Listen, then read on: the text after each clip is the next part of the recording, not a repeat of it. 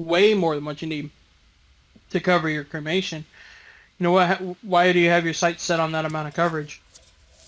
Well, I mean, I want to cover my funeral or my cremation rather, and I'd like for them to at least say a couple words about me in some way, at least and and then I don't know, maybe leave a little money here or there for just odds and ends and things that maybe not expected.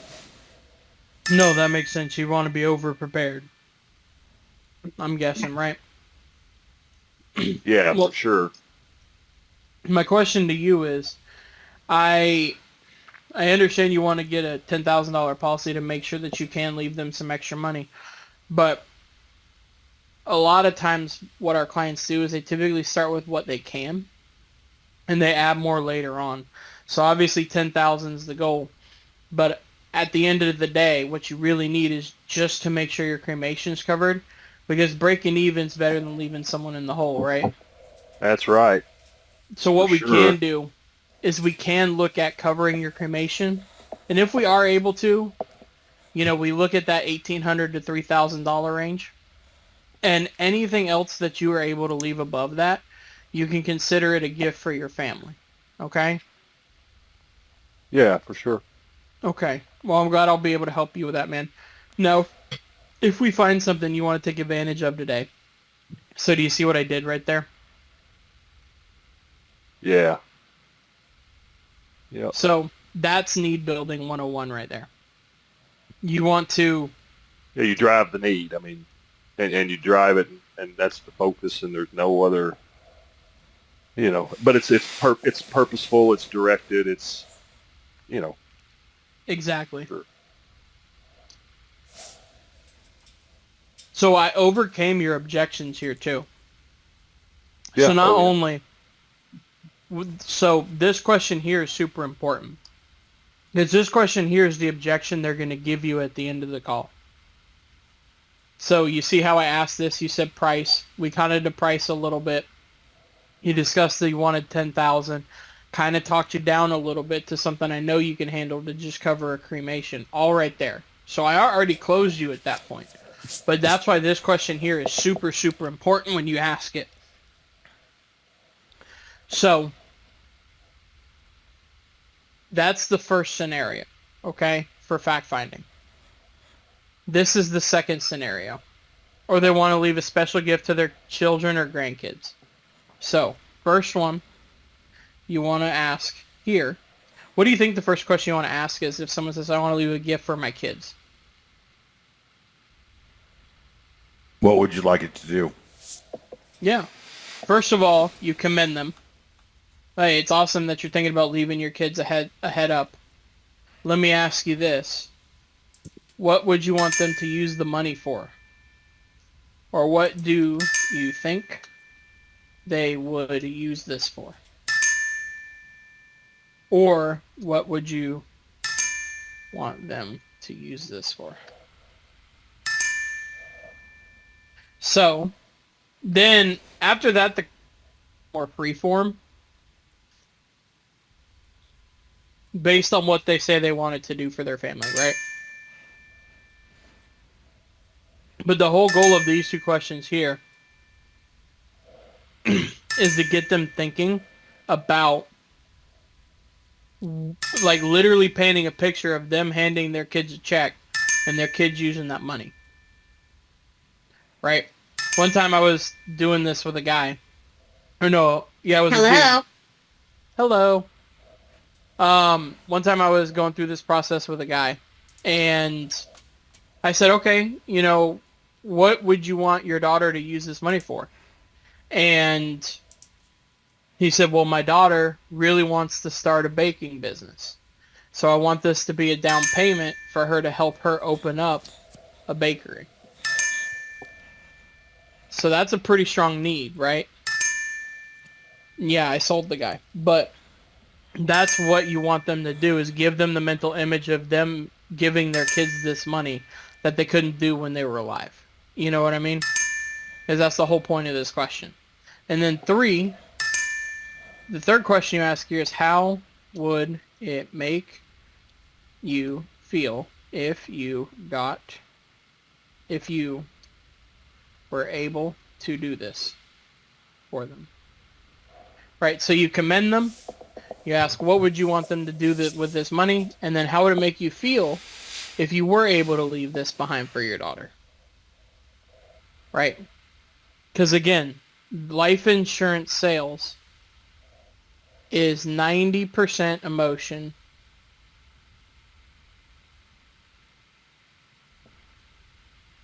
and 10% logic. Right? So the emotion is this question right here.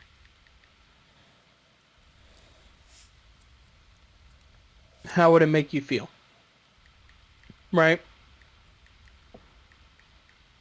So should you not ask them how, like, if they say they want to leave a special gift to their, kids or grandkids or whoever, is it like, I don't know, I'm trying to say like a put off or something to ask them like how much they want to leave them, or is that something you should ask later into the call? I would never ever ask how much. Because what you do, so there's two questions. Everyone got this stuff written down so I can delete it, like the words I have here? Yeah. Oh, hold on, Okay. let me, I'm going to screenshot it real quick. Yeah. Actually, yeah, that makes sense. Let me do that too. I'm going to take a Okay. picture Hey, Zach. with my phone. Got it. No, you're good, Tori. Who else came off mute? It's Trinice. Can you hear me? Yes, I can. I had a quick question about the last point. I didn't say anything, but when you are talking down the number, are you saying that you rebutted him by talking him down because of the cremation? Mm-hmm. Like, so you would want to shoot a little bit lower if they're emphasizing cremation just to kind of ease that number? Correct. Because Okay. he's gonna, if he wants to leave, so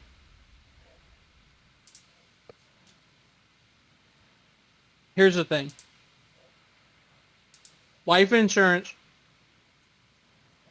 final expense policies,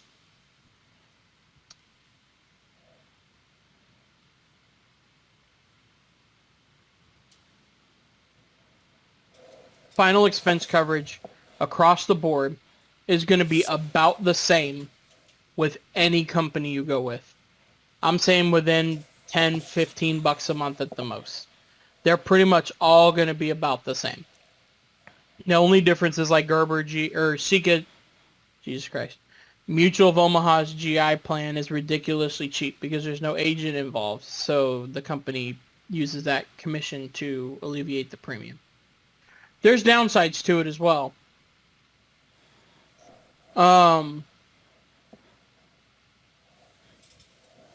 So that's why when he says, oh, I've been looking around for a year and a half. If he's been looking around for a year and a half for that example, he's heard a ton of prices, right? So he already knows everything's about the same.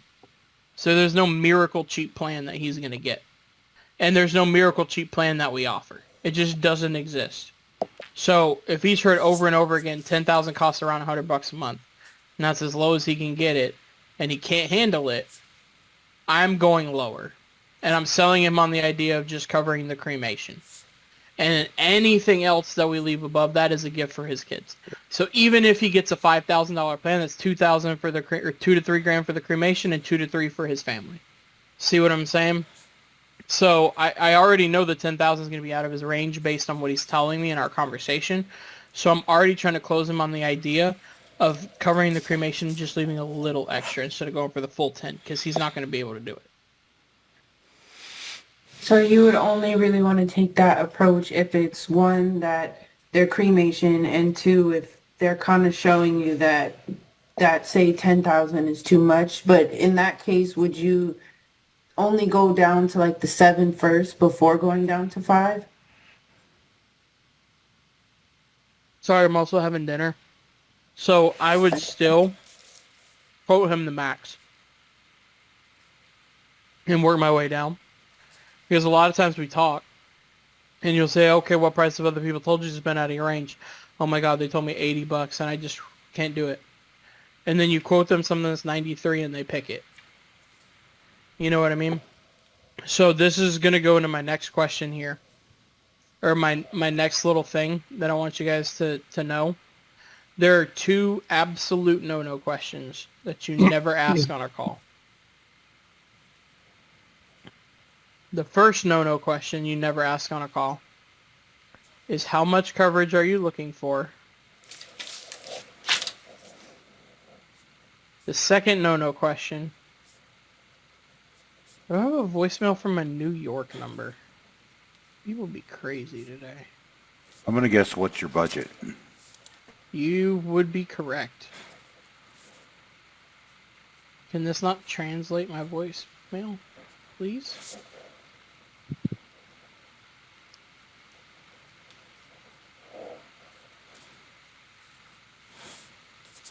Robocall.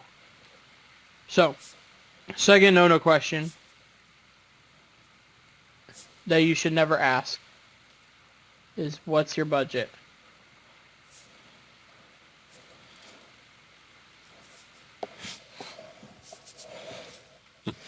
So why do we not ask how much coverage are you looking for? There's a couple reasons. One, they probably don't really know. Not really. I saw a commercial. I can get $1 million for $10 a month. Mm-hmm. Both of these boil down to the same reason. Unrealistic expectations. Hang on.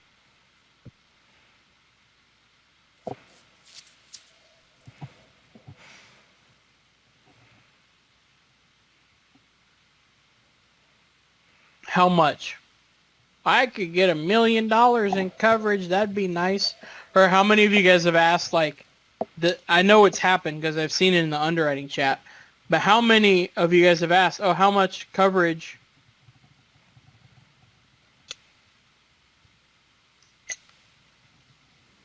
to a 73-year-old, and they say like 100,000. One time I heard an agent ask an 82-year-old how much coverage they were looking for, and he said 135,000. That agent was cooked as soon as he asked the question. Trying to get his house paid for, the rest of his mortgage. I Yeah, just had but- an 83-year-old tell me she wanted 50,000. Yeah, exactly. But Exactly. that's why you don't ask how much coverage, right? Because they can't get that. And what you're doing is you're putting yourself in a corner trying to meet unrealistic expectations. Again, what's your budget? You're never going to get an honest answer to this one. So how much? The reason you don't ask this is, first reason is people don't know. Most of the time, people don't look at the average cost of a funeral or cremation. So people don't know how much it's actually going to take to cover their funeral or cremation. Second reason is you put yourself in a corner to meet unrealistic expectations, and they're always going to tell you more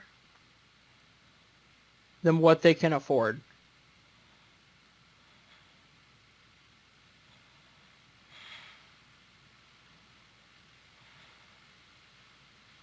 Right? So, they're always going to tell you way more coverage than what they can reasonably afford. Michael, was that the lady that you texted me that couldn't even afford the 10K? Yep. Yeah. And she's already got a 35K plan through the state. So she's like, unrealistic expectations, checks all the boxes, doesn't understand what things cost anymore. Exactly. So, like, these people have a champagne Pinot Noir taste, but a Welch's grape juice budget. So, Welch's, that's the good stuff. not the sparkling stuff on this top shelf, Corey. Fine, what is it? Bug juice? Is that what it's called in the little barrels? That they sell a 40-pack Oh, that's at Walmart? elite. The Chub Hubs? Sure. Yeah. Dude, I remember growing up, my grape juice came in a black and white metal can that you had like the old school oil spigot to put in to pour it out. And it said grape juice on it. Mine was the Kool-Aid, the wax Kool-Aid bottles where you twisted the cap off. Yeah. Kool-Aid jammers. Kool-Aid jammers. So the second question is a no-no question is what's your budget? Why do we not ask this question? Because they're not going to tell us anyway. And you're People going are to gonna tell you. tie yourself to a number. You're making Exactly. you're making it about the price instead of the need People are going to, or the emotion. all of these are good points. So we're going to go down them one at a time. So they're going to tell you less than what they can spend. Think about it this way, too. What's your budget for life insurance? Has anyone ever woke up before they made a purchase and said, what's my budget for this? No, you go, you buy it, and then you plan your budget around it, right? It's the same thing with me and my wife. My first time buying a car, I didn't have a car budget. I had no concept of what a car would cost. But I said, you know what, if the car costs less than X, I'm going to go do it. And I didn't care about the monthly payment, but I went there and they're like, okay, we can do it for X amount. And I said, okay, we'll do it. And then I just shifted my budget around to make it fit, right? Oh, God, they loved you, didn't they? No. Did they get you in the finance office? You need that underbody spray. No, I pissed the finance manager off. I didn't even get a warranty. Yeah, I pissed him off so bad. It was funny. I was sitting there laughing too. You have a unique ability to do that, Zach. What, Like, piss you- people you're off? unique. Oh, it's Yes. a special set of skills. I have a special set of skills. I like it. Taken. Yeah. So they're going to tell you less than what they can actually spend. Second reason you don't ask a budget is they don't have a budget until they buy it.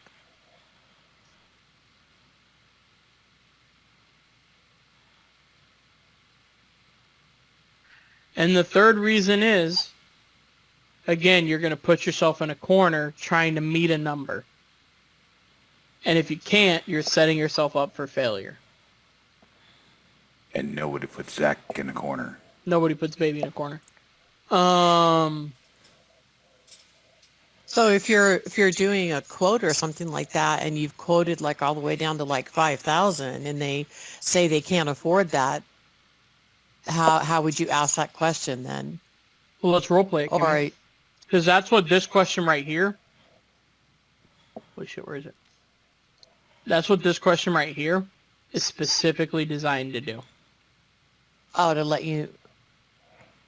Because if you say, has anything held you back? Just like Richard, me and him role play, I said, has anything held you back? He said, well, yeah, I'm fixed income, finances, stuff like that, right? Mm-hmm. So let's role play this, Kimmy.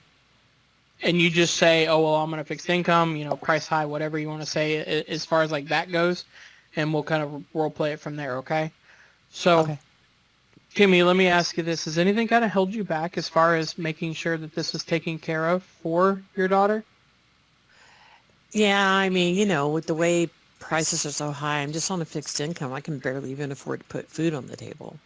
Oh, I get it. Now listen, back when eggs were like $10, I almost cried every time I went to Publix. I eventually had to make friends with someone who had chickens. But let me ask you this, what prices have other people told you that's been like a little out of your range?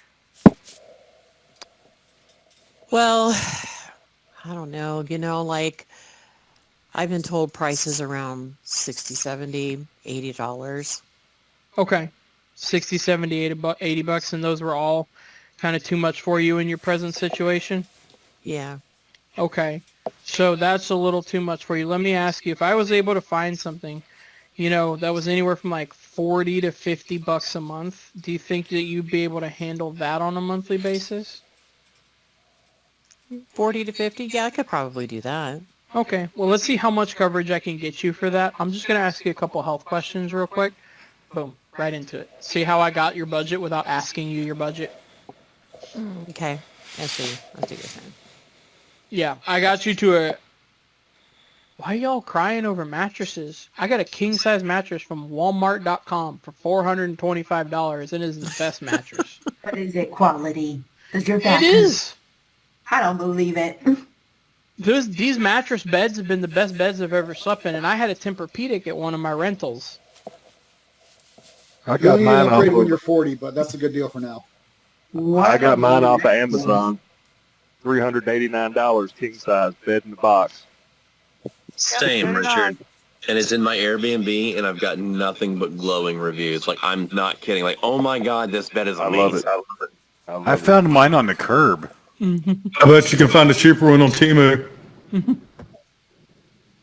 Yeah, but the Temu is just like a carpet that looks like a bed, and you just roll out. It's a Walmart knockoff. You're gonna be paying a 500% tariff. Be careful. Yeah, but the Timo, the king size Timo is like big enough for your dog, right? Because where it comes from. Never mind. I'll shut up. Just look at the measurements. But Scott, the tariff just gives it flavor. It's like ramen. All right.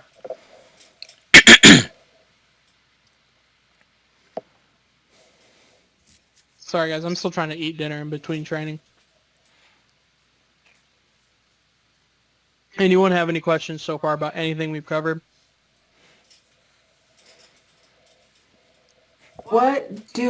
How would you handle a situation where like some of the questions you're wanting us to ask, they're not willing to answer? Perfect. If you get one of those like dull clients that just won't really answer anything, how would you work around that? Like the ones that answer, I'm not going to answer that because that's confidential. Yeah, kind of. God, I hate those answers. Or So ones here's the that, thing, like, guys. they have coverage, but they're like refusing to answer anything about it. I want to see who's in here real quick. Okay, no coaches. So, That mean they don't have insurance? no. Sometimes. But here's the thing, guys. Your coaches might disagree with me on this one, but I am probably the most aggressive out of all the coaches. And my whole thing is I would rather lose a deal on my terms than the clients. Those people who are like, oh, well, I don't want to tell you how much I have. I just want to know what you have to offer. I say, look, my job as a professional is to make you a recommendation. And without knowing some of the details of what you currently have, I'm not going to be able to make you a recommendation, so I can't really do my job. Now, if you want me to help you and see what we have to offer and see what we can do to help you, I am going to have to ask you a couple questions.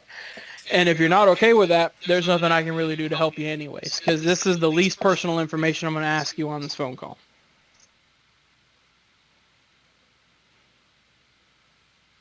And I just got to put my foot down. Love it. Like, I don't have time for those people. When I say that, I don't mean hang up. When I say that, I mean they're either going to cave or I'm not going to get the sale anyway, so I might as well get the sale out the way now. Like, if they're not going to tell you how much they pay on their other life insurance policy, are they really going to give you their bank account number on the phone? Like, let's just have an honest conversation about it. They're not. Zach, I liked when you told that guy, you were like, so you're telling me you've kept a roof over the head and provided for 3 generations of people, but you don't know your budget at the end of the month? Or like how much money you have left over at the end of the month? I don't even remember saying that. That's just That so alone savage. is savage. I don't even... What did I say again, Mike? You were like, we were talking to a guy who said he didn't, he's like, I don't know how much money I have left at the end of the month. I need to go figure it out. And you were like, come on, man, you raised like 3 generations, kept a roof over their head, provided for them. And you're telling me you don't know how much money you have left at the end of the month? And then he ended up buying. Mm-hmm. Sometimes it works. Sometimes it doesn't. But again, I'd rather lose a sale on my terms. What would you say to a guy or a girl, client, lead, whatever, that is like 20 bucks a month, 30 bucks a month when you work out their budget without asking them what their budget is. They have these unrealistic expectations. How do you like to just go? What I've done, I'll just tell me if I'm doing it wrong. It's like, well, most of my plans start out at about $50 a month and go up from there depending on how much coverage you qualify for and that sort of thing. So, would you be able to afford $50 a month? I wouldn't say would you be able to afford. I would change that to, do you think you could handle that? Right, sure. And if they Yeah. say no, to like, if they're like, oh my God, someone told me it was $42 and I can't do it. Perfect. I have a program that's designed specifically for you. I can give you $5,000 of free accidental coverage for 5 names and numbers of people you know that I am able to help out. Who's the first person you know? And if they don't know anyone, I hang up. Okay, that's what I thought. I'm not. Again, just because you can present to someone does not mean you should present to that person. I have a question along those lines. So Yes. with being in B leads, we get the more irate customers. So like for the ones that be answering and it's just like going off or whatnot, I've killed them with kindness, but at what point would you be like, you know what, it's not worth it? Like, how would you handle when, like, for instance, a call that I had at one point, she answered and I'm doing the, hey, I forgot what her name was, but she was like, she wouldn't answer. I was like, she said yes, I think, and I said it, it's me, and she was like, no, I tried to confirm who she was, and she was just like, you dumbasses call me every day, and then she hung up. So I redialed her, and I was like, I think we got disconnected. Let's try that again, shall we? And I like kind of did it again, and she didn't say anything, but then she hung up. So like, should I have just let her go, or like was me calling her back and trying again the right move? So the only way calling her back and trying again was the right move is if you're someone like me and they're not going to buy, but you get some pleasure out of annoying people sometimes, and that's your therapy for the day. That's the only way calling people back is the right move there. That's kind of what it was, because like, Then it worked because it helped your my move. first time calling you, like, girl, I'm not a dumbass. I was so like upset, but I was like very firm with her, and like You could have called her back and been like, oh, you must have been talking about my other agent, Phil, who sits next to me. Yeah, he is kind of dumb. But anyways, you're on with me today. Just keep going. Okay, so like just turn it into something like that. Yeah, I mean, like, usually what I did when, like, people answer the phone super angry, first thing I would do is I would laugh. I would literally laugh. Not like a really hearty laugh, but I would chuckle. They'd be like, what do you want? I'd be like, hey, hey, no worries. Hey, look, my name is Zach. I'm with Senior Life Services. See, just a little chuckle like that, it can help disarming them a little bit. If you learn how to just do a little chuckle before you go into it. And Zach, for a second, I thought you convinced me there that you were a nice person for just a second with that laugh. That's what acting is called, my friend. That's just giving me a hard time. Those improv classes. Exactly. Yeah, man. So that is the fact-finding and the rapport building on calls. I want you guys to understand something. And this is how serious, and this is why I volunteered to do this training. Guys, if you struggle closing people at the end, 90% of the time, it is not your ability to close a sale. It is your ability to build a relationship and your ability to fact find with that person. Because if you fact find properly, they're not going to give you any objections in the close. Well, and I would think that if they did, you would have ammunition to come back. Without that, you are dead in the water, so to speak, because you're just talking in circles. Exactly. Richard, remember the role play me and you did about this? Mm-hmm. Said you've been thinking about it a year and a half? In the close, I'm 100% using that. Well, I need to think about it. Man, you've already been thinking about it a year and a half. Listen, there's no more time to think. We just need to get it done so that way you can check this off your list. It's a cremation. It's $40 a month. You can handle it. Let's get it done for your daughter because you know she needs it. What's your middle initial? Yep. So you get ammo to use in the close as well. So that's why we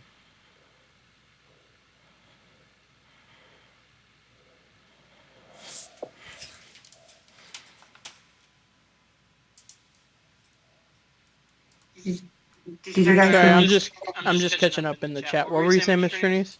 Oh, I was saying, how would you deal with a client who like has no kids? They're not really close to family, and they're not really like they don't necessarily have the needs that we typically go for, but they still want coverage. How would you kind of approach that? Like if they didn't have any kids, no church, nobody, and their beneficiary was like the estate. Perfect. I would ask him, okay, so you don't have any close friends or relatives, but you're still looking for coverage. What were you hoping this coverage would do when that time comes? And here's another thing, guys, that someone didn't ask, but I know it's a situation because I answered a question about it today.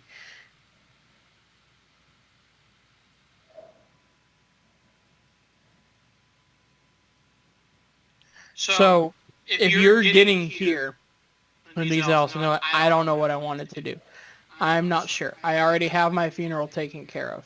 I have money saved in the bank. Oh, Lord. I have money saved in the bank for my kids. I don't go to a church. I'm not sure what I want this to do. Just say, okay, well, let me ask you this. If this policy could do one thing for you or your family, what would you want it to do? And if they can't give you a solid answer, let them go.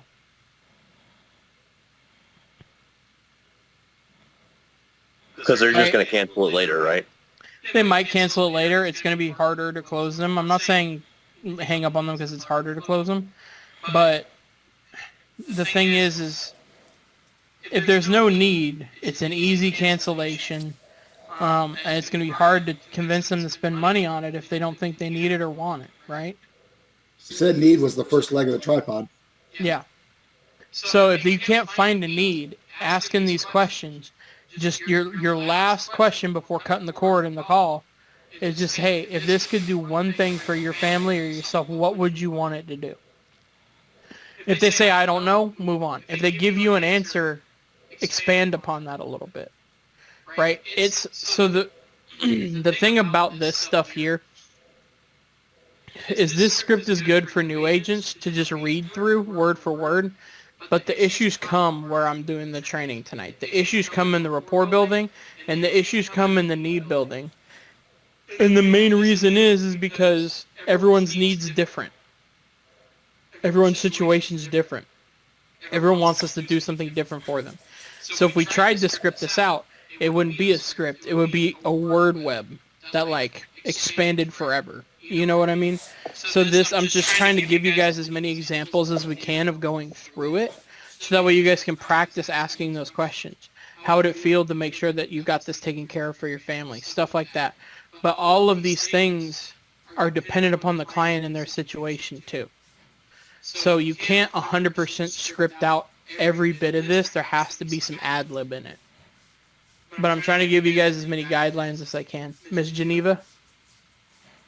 Yeah, so I was on a call the other day with Josh, and it went really well because it was kind of going off of what you're just talking about, where the guy said he wasn't close to his family and anything like that, but he felt like that this was important. And, I kind of fished around for a little bit, but when when Josh got on the call, he kind of started asking, more questions. And then we realized that he had his car loan, his mom had co-signed for it and stuff like that. The guy was only 48, and he was Josh started saying maybe your mom would be a good option. And, he's like, well, my mom obviously is, most likely to pass before me, but we ended up at least getting him to say yes to that. And, he can still change it at some point. He did have a kid, but I guess they weren't close. I couldn't quite hear exactly what was happening, but I thought that was really cool to watch on how he really got him to pick somebody, because I was like even doing the like, close friends, like anything like that, and it was hard to get there, but it was cool to see that. So Yeah. Like this stuff here works really well if you use it right. And here's the thing though, guys, when you ask these harder questions, you need to use the proper tonality or you're going to sound like an asshole. So what I mean by that is like, if you don't use the right tonality, you're going to sound accusatory. You're not going to sound caring. So Richard, when I asked you the question of, have you thought about what would happen if you were to pass away and you didn't have something like this in place? See how I use that tonality as almost like a concerned tonality? Like I'm kind of concerned for your situation. There's a difference in that and then saying, well, Richard, have you ever thought about what would happen if you passed away and you didn't get this done? You see what I'm saying? They're two different things. The second one sounds like, why haven't you done this yet? You know what I mean? Like accusing your client of something. The first one seems like you're more concerned about their situation. So when you ask these questions, you need to ask them with the right tonality or you're going to get hung up on because they think you're a jerk. You know what I mean? No one wants to be sat there and berated. And, some of these clients do. And I give them what they want sometimes. But a lot of times these clients don't want to sit there and be berated by not getting this done because they know, right? A lot of times when you get emotion in the call, anger could be emotion that comes out. But when you ask these questions, that have you thought about what would happen if something were to happen to you and you didn't have this in place, and they get angry or defensive, understand from the client's perspective what it's like. They get angry and defensive because they know they should have already got this done and they haven't, or they haven't been able to yet, right? So that's why they're angry. So you want to approach it like that. What I want to do, I do want to do some role playing, but there's 45 people in here, so I'm not going to be able to role play with everyone. I'm going to leave this executive decision up to you guys. Do you guys want to break out into rooms and role play? Or do you guys want to sit in here with me and I go down a couple people at a time and just role play with some people? Here with you. All right. Here with you. Here with you. I say here with you, and you just like randomly pull straws of who you're gonna tear Well, up. first I'm going to ask for victims. No. That doesn't make them a victim. That makes them the tribute. No, they're going to be a victim by the time martyr. I'm done with A them. martyr. You make me cry. You make me cry. Yeah, I think Scott wants to volunteer for tribute. I think Sure. Scott does based on his tonality. Give me like half a minute, Scott. Let me use the restroom real quick. And then Wow, what's that like? A half a minute restroom break? I don't even know what that's like at 60. Yeah, that's young age. That's young age for you, Scott. My bladder don't work like that, man. It's like, jeez. It's like when I put BRB and then Michael starts texting me like, "Are you okay?" Michael just like threw a hip out on the way to the restroom. Oh, dude, I'm still getting to the restroom, dude. I haven't gotten there yet. No, just kidding. I'm still stumbling. Bumbling.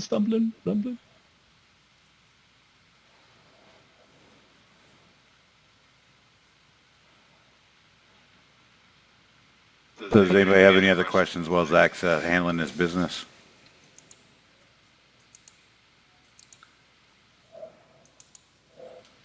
Does your coolness, Corey, come automatically, or did you get that from someone? Oh no, it comes automatically.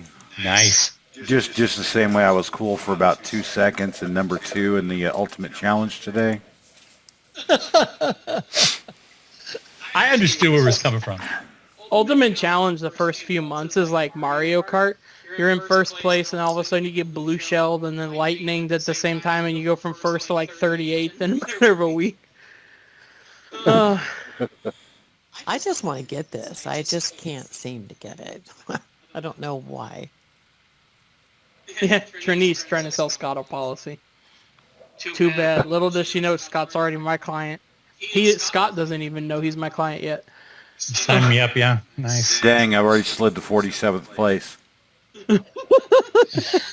Man. All right, so let's role play this, Scott.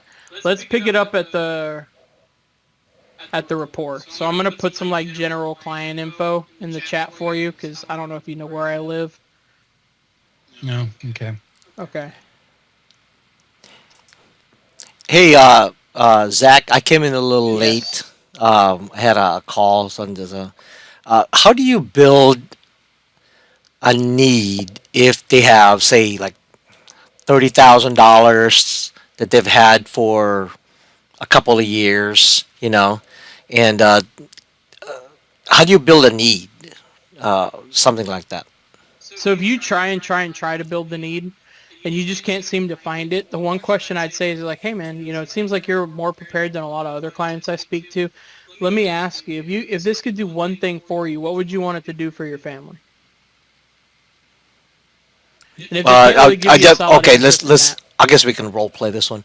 Okay, so I just want to see if I can maybe give a little bit more to my kids, my grandkids.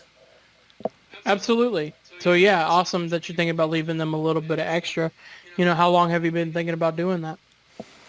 Um, I wasn't really thinking much about it, and then I got a call from Mm-hmm. somebody and made me think like, yeah, that would be a good idea. Yeah, no, that makes sense. I mean, like I said, it seems like you're more prepared than a lot of other people who we talk to. So obviously you're not really thinking about it till it comes to your attention. It's easy to put on the back burner, but it is awesome that you care enough about them to leave something behind for them in the first place. So, Yeah, I you wasn't know, really thinking about it, and then because I thought I had enough, and then I got a call and made me think. Yeah, I mean, it'd be nice, to leave them a little bit more extra. yeah, makes sense. So, let me ask you, I know you want to leave them some money. How young are your grandkids again? They're young, 6 and 7. 6 and 7? Okay. So obviously they're super young. They got a lot of life ahead of them. They got their first car, college, all that stuff. What would you want them to use this money for that you want to leave behind for them? Um, just start saving now for the future. Yeah, kind of give them a leg up in life. Yeah, yeah. Hey, listen, I get it. My grandma did the same thing for me. I mean, honestly, she honestly started my checking account, put $1,000 in there, and she started me a savings too. And, when she passed away, she left me $5,000, but that was the reason that I was able to go to college my sophomore year because I couldn't afford the dorm fee at my school, but that money helped me with that. So Hmm. I commend you for wanting to do that for them, and I'm sure they're going to really appreciate it when that happens. And I would just kind of go like that. You see what I'm saying? Yeah. All right, Scott, you see the info that I put in the chat? I have become Where what are I we feel starting? like. Just start from the rapport. So I see, hey Zach, so I see that your spouse is the one, when you do pass away, is going to be the one that handles your final arrangements. Is that correct? Yeah, that's right. She'd be the one handling it. Oh, what's her name? Her name is Celeste. Celeste. Oh, wow. Awesome. How long have y'all been married? Oh, we've been married for about 2.5 years now.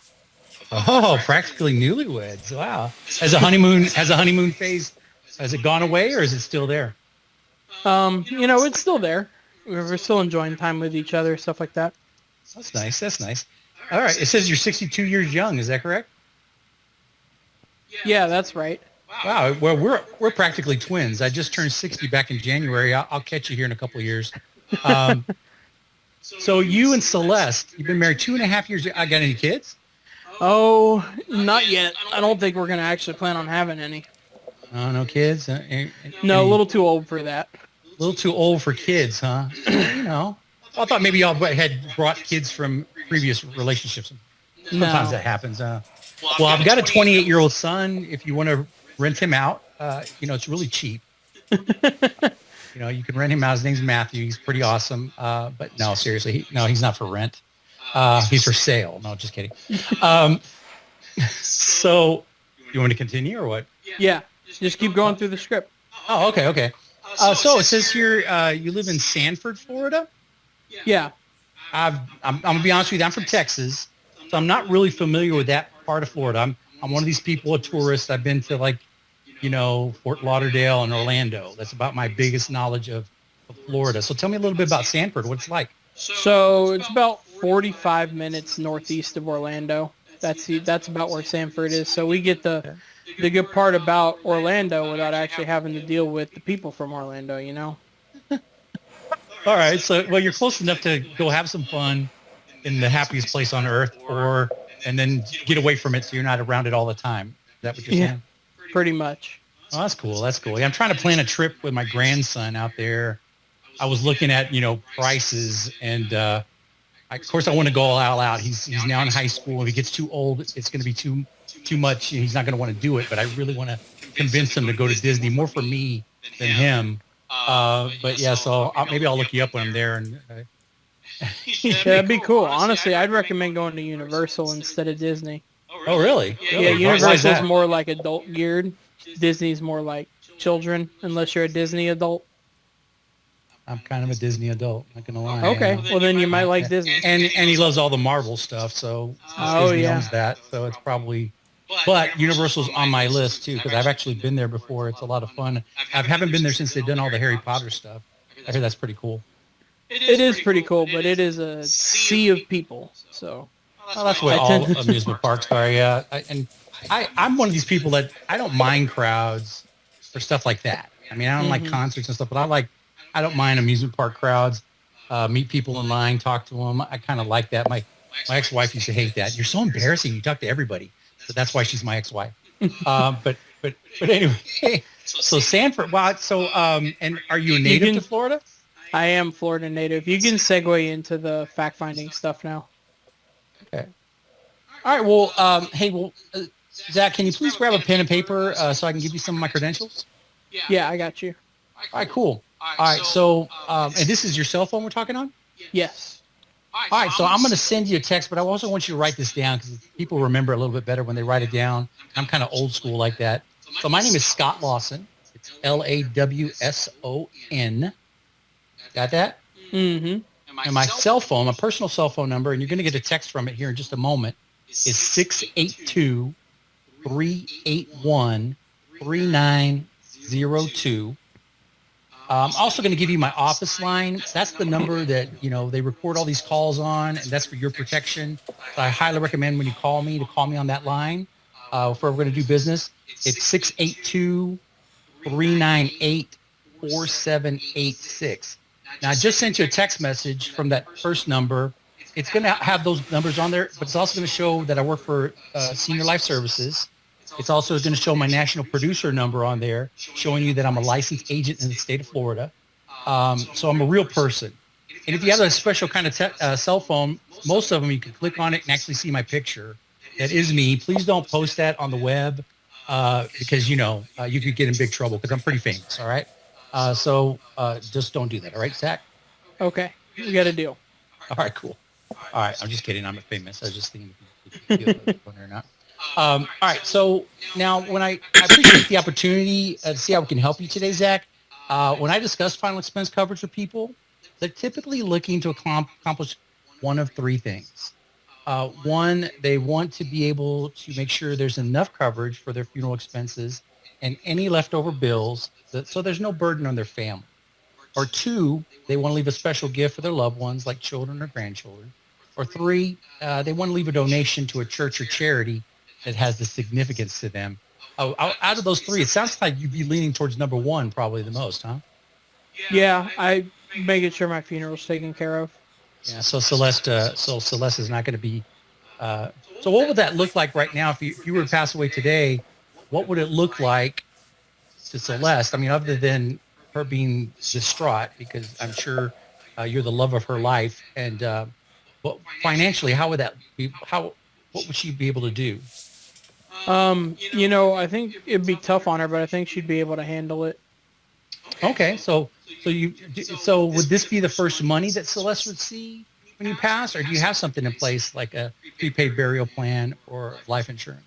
No prepaid burial or life insurance. Just some savings that I have. Oh, okay. All right. Now, just curious, has anything held you back from taking care of this in the past? Just don't ever want to think about it, to be honest with you. I get you. Yeah, it's a tough thing. I didn't mention to you earlier, I actually have three. I told you about my son, but my middle daughter, Alexis, is she's 35. She's my person that I feel is going to be able to be there for when this thing goes down, when I'm gone. And I had that discussion with her. She said, "Daddy, I don't want to talk about that." I said, "Well, I get it, baby girl, but none of us last forever." So have you and Celeste actually talked about this? No, we really haven't. It's just It's hard. It's hard. Yeah. Yeah. It's not an easy topic to talk about. Okay? Um, and I'm sorry. I just saw Kimmy say she's going to send me text messages. You're funny, Kimmy. Thank you. All right, stop it. All right. I got distracted. Sorry. So, okay, now, Zach, if you qualify and we find something you can take advantage of today, I'm going to have a welcome packet sent out to you in the mail immediately. That's going to have all my information, plus the information about the plan and the company that you qualify for today. You'll get that in about 3 to 4 days, and then you'll get the actual policy in about 10 days. That way, Zach, you will have everything we're going to talk about here today in black and white. Okay? Okay. All right. Now, I do have to, so I can figure out what you qualify for. There's some health questions I do have to ask you. Do you have a history of any heart, liver, kidney, or lung issues? All right. Good job there, Scott. Everyone come off mute, give a round of applause for Scott for being a brave soul to volunteer. Very good job. Great job. Thank you. Good job. Good job, Mr. Lawson. I was sweating. So what did Scott do well there? Make it feel It was fun. conversation. Conversation. Personable. Scott's ability to build rapport is unmatched. Yeah, that was really good. Very nice. What else did he do well there? Tonality was really good. Tonality incredible as well. He made talking about something that's difficult sound really easy to do. Kept the pace going forward. Yep. Kept the pace going. It was also very personable. Yes. So, what can Scott work on? Because when we do these trainings, we always start with what we did well, then we work on what we can improve on. I just need to slow down. I caught myself going way too fast again. You always go fast, Scott. So, Maybe dig deeper in needs analysis. the needs analysis was a little too light. And I only say that because I just went through 40 minutes with Zach. I didn't know it before, but But it sounded like normal needs analysis, right? yeah.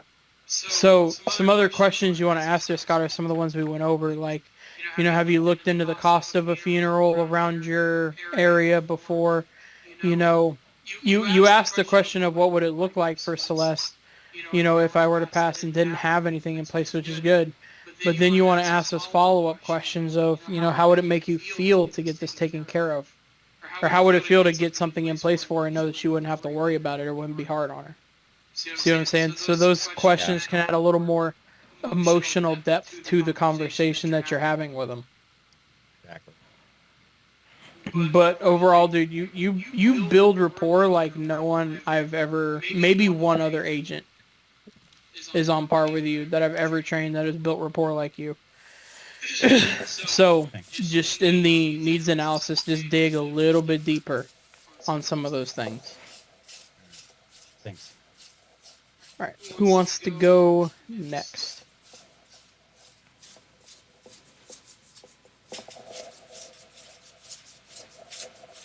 I'll go.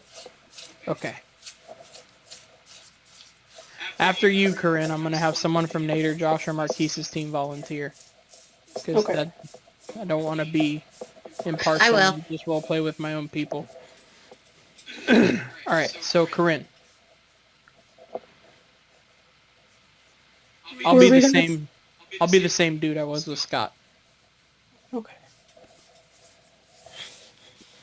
And where are we starting from? The beginning? Start at rapport.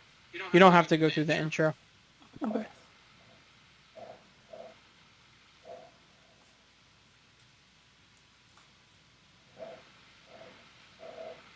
Or if you want, you can start with, does that ring a bell? And then we can go from there. Okay. I was just trying to find where to start. Okay. Okay, so does that ring a bell? Yeah, it rings a bell. Awesome. And were you looking for this information for just yourself, or was it for a loved one? Just from me. Okay. Well, Zach, these final expense plans, they go through small, affordable, permanent whole life insurance policies that are regulated in the state of Florida, and they're designed for folks who live on a limited or fixed income each month, like Social Security, disability, and even our disabled vets. And Zach, these aren't your big, expensive type of plans. They're just small yet affordable plans that are permanent and will never change, okay? Okay. And I see here you mentioned your spouse would be your beneficiary. Does that ring a bell? Yes, it does. Okay, awesome. So she'll be taking care of all those final arrangements if you were to pass away? Correct. Okay. And what's her name? Her name's Celeste. Celeste. Oh, that's a beautiful name. Yeah, I thought so too. Yeah. And I have here on file that your date of birth is January 6, 1958. Is that correct? Yes, that's correct. Awesome. And I know you're in Florida, but what city are you in? I'm in Sanford. Stanford? Okay. Is Sanford. that like Sanford? Sorry about that. Yeah, that's okay. Stanford's like a college town somewhere, ain't it? Yeah, it is. And are you close to Miami? I've never been to Florida. That's like the only city I can name off on top of my head. No, we used to live in Miami, but we recently moved up to Sanford. It's kind of like about 45 minutes northeast of Orlando. Oh, okay, that's not bad. No, I And was how long happy to have you get out of been? South Florida. How long have you been in that area?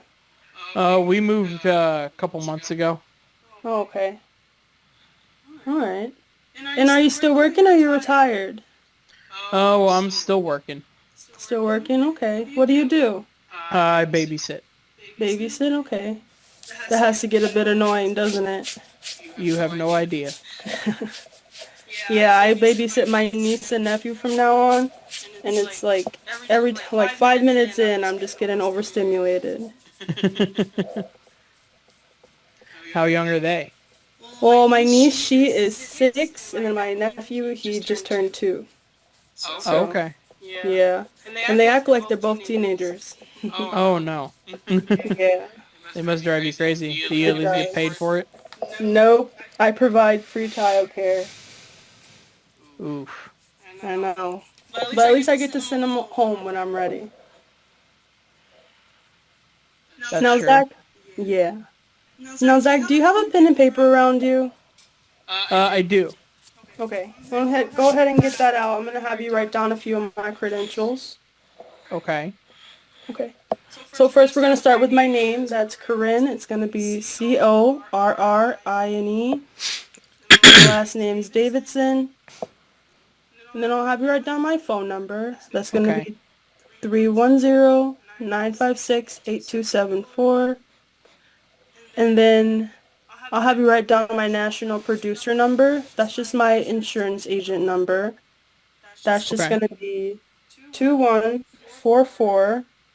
Then it's 0885. You Okay. got that? Got it. Okay, good. And I strongly believe that getting a life insurance policy is a tangible act of love towards someone else. It's one thing to say I love you, it's another thing to actually do something that shows it.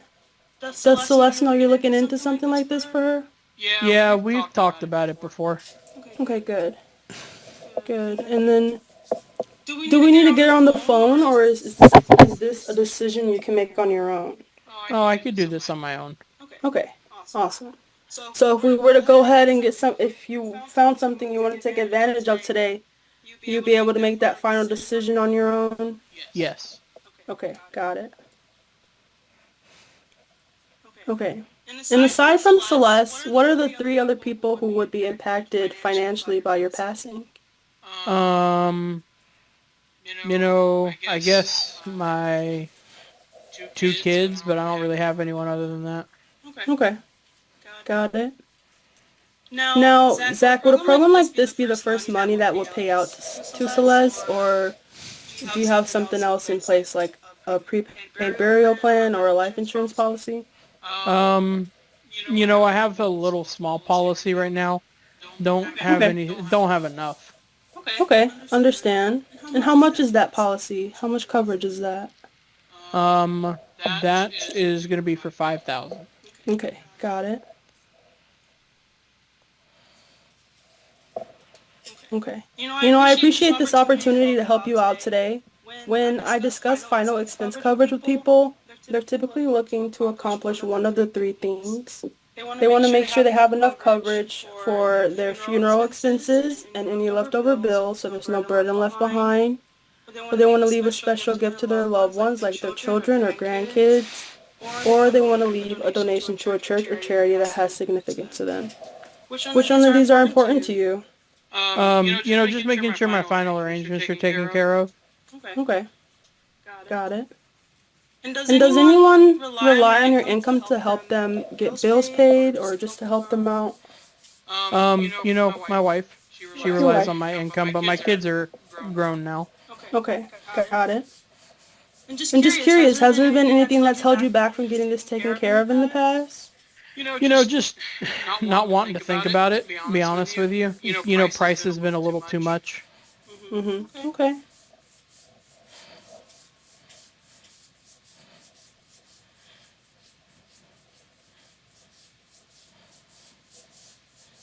All right. Sorry, I was trying to find the questions I just wrote down. No, you're good. Okay, and were you looking for a cremation or a funeral? I really want a funeral. A funeral, okay. And have you looked into the cost of the funerals nowadays? I don't know the exact price, but I know they're expensive. Yeah, they're ranging from 10 to 15,000, and that's just for now. Imagine in the next 5 years. Yeah, tell me about it. Yeah. And how long have you been looking to make sure you have enough coverage? Probably the last 3 months or so. Okay. And what would it look like if you were to pass and you didn't have enough in place? It'd probably be pretty hard on her. Mm-hmm. Yeah. With all the grieving and then some financial issues might come up. Okay. And then how would it make you feel if you were to take care of this for her? It'd probably make me feel pretty good.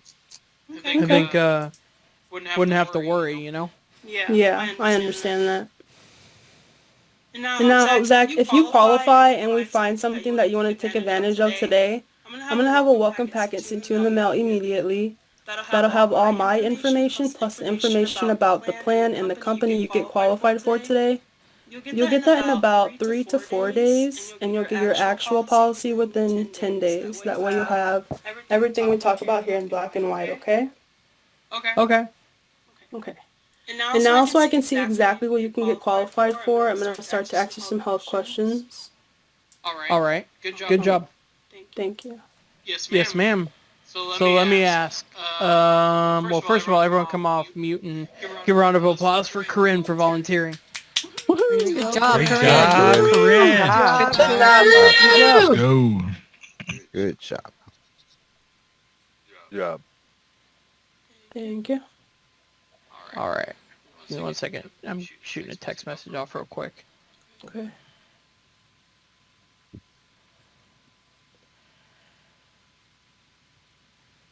All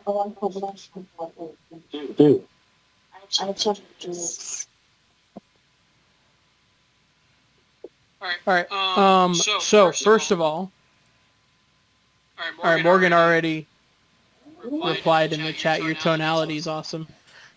Let me ask you guys, what did Miss Corinne do well there? She related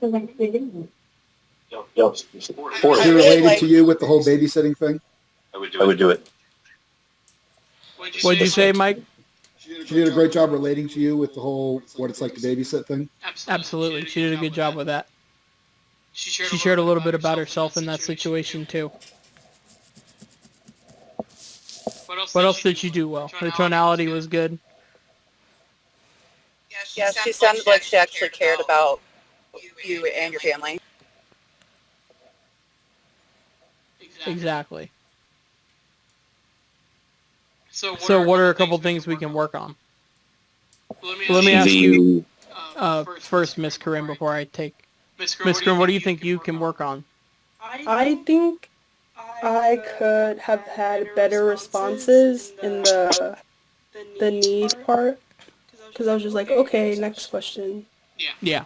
So the needs analysis need a little bit more fleshing out. I know I just gave those questions for you guys to write down, and it's going to take a couple times practicing them to get a flow to it, because it's something new to implement into what you're already doing, right? So it's hard when you're learning something new not to sound a little bit robotic or like you're reading off the script.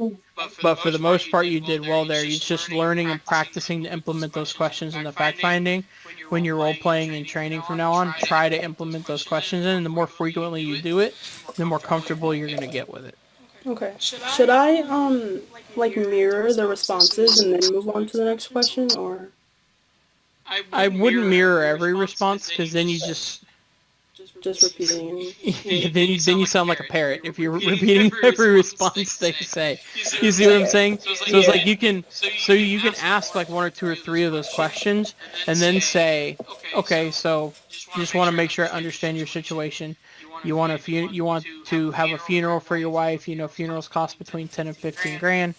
Right now in your current situation, it would be hard for her to come out of pocket. So you want to make sure you have this taken care of. Am I correct? So you see what I'm saying? Where you can like give like a summative of it after like 3, 4, 5 questions. Michael, is that your daughter?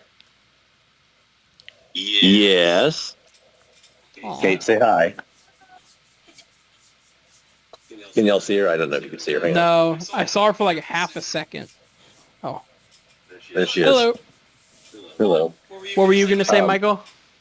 The only thing I heard that I was going to make a feedback critique on would be when she was reading the now if you qualify and then we'll have all that between to there to the so that you have everything in writing.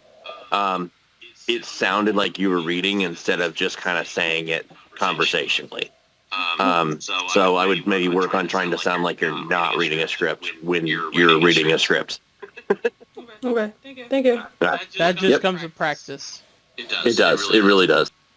Yeah, I could practice it a little more in my own time. Read it to your 2-year-old. To your 2-year-old nephew or niece. He's gonna run away from me. Yeah. So He's just like a normal client, what you're saying. All right. Who was next to volunteer?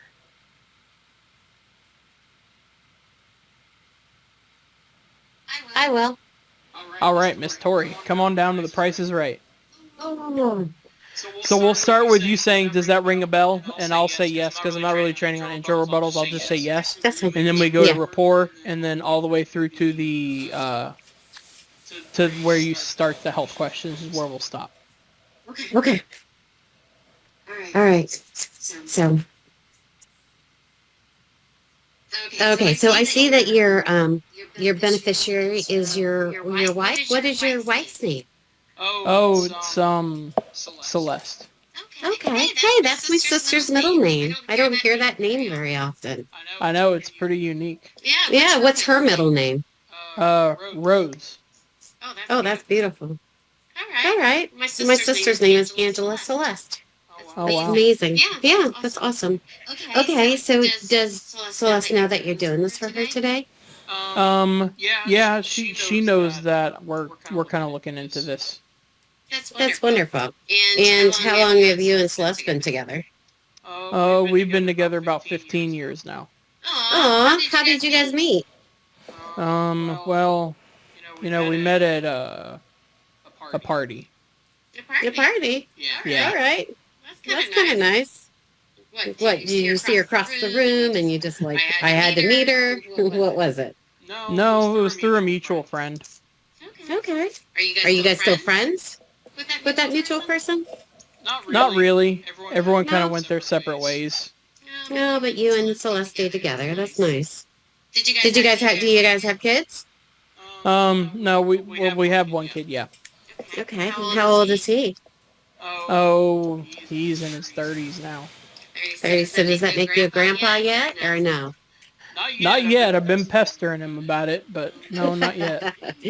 All right. So would Celeste or would your son be the one that's making the final arrangements and paying out your bills and closing everything?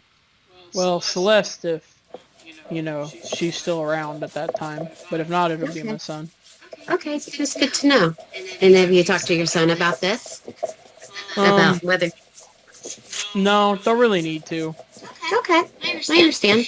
And so, have you talked about a burial, or would you like to be cremated, or would have you decided on that yet? Um, yeah, I think I'm gonna want to be cremated. Cremated. Okay. And would this be the first money that Celeste would see if something was to happen to you? Yeah, I don't have Okay. anything else right now. All right. And why now? Why have you started to look for this right now? What? Well, every morning I wake up with a couple more aches and creaks, so I know I'm not getting any younger. I understand. I hear you. That's myself too. So, when we talk about like the final expense coverage for people, they're typically looking for the two things is for the final expense program, making sure that everything's paid, nothing's left behind financially, and then also to like leave that gift for that special someone or for your kid, like for instance. Which one is most important to you, or Well, both? most important is not leaving anything about like any burden behind for my family. Right. So, Okay. that All one right. first, and if there's anything left, they can do with it whatever they want. So I see that you live in Sanford, in Florida. Have you gone to that zoo yet in Sanford, Florida? I have. Oh It's been yeah, a while, but yes, I have. yeah. I got proposed almost after I went to that zoo. So hopefully, it's good news. Okay, well, I understand that you want to be cremated and that you want to make sure that your wife Celeste is taken care of financially. Um, have you looked into what it's going to cost you to be cremated in that memorial around Sanford? Yeah. So cremations around here is like 2.5 to 3 grand. Right, and the service itself? No service. I want to keep it super simple. Okay, I hear you. All right, so you're right. It's going to cost you anywhere between around $5,000. $2 to 5,000, depending on when and how. And God forbid if something was to happen to you, would Celeste be able to fund that right now? Yeah, she'd have the money to do it, but I don't want her to have to. Right, right. All right. Well, I understand that part too, because that's something I wouldn't want to do. I want to make sure that my husband was taken care of. So, I can tell that this is something really important to you, and I believe that Celeste would probably say thank you. Right? Does she have something in place as well? She does. Okay. I'm the one dragging behind. Okay. And why is it taking you so long to get something in place? Yeah, just thought I was young, live forever. You know how it is. Yes, I do. All right. So if we can help you and find you something with the right plan, is this something that you'd like to go move forward with? I'd obviously have to think about it a little bit, but Yeah. Well, it's possible if I like the price and everything. so what would happen, Zach, if God forbid you don't wake up tomorrow and you didn't have this in place? How would that make you feel? I wouldn't be happy about the situation of leaving her in, but at the same time, she would be able to handle it. Would you want her to handle it though? Not really. Okay. So it's something that is definitely important to you. And so while we have you today, we might as well just take care of it. If it's something you've been interested in doing and you're looking into it, we might as well just get it taken off your list, correct? Correct. Okay. Keep going? Were you going to start the health questions there? Yeah. Okay. So yeah, we'll stop. I didn't know when you were going to start the health questions. So everyone come off mute, give a round of applause for Miss Tori. Good I wish I job. would Way to have. go, I wish I would have turned Tori. around. Good job. Sorry. Good job. Good job. Good job. Yeah, that's a good advice to implement. You know, when we role play, we should probably turn our cameras off. Turn around. Yeah. That way you can't see each other's mannerisms. It'd be like an actual phone call. I forgot about doing that. All right. So what did Miss Tori do well? Tonality. Very friendly. Tonality, friendly. She Good. related really well. She related really well.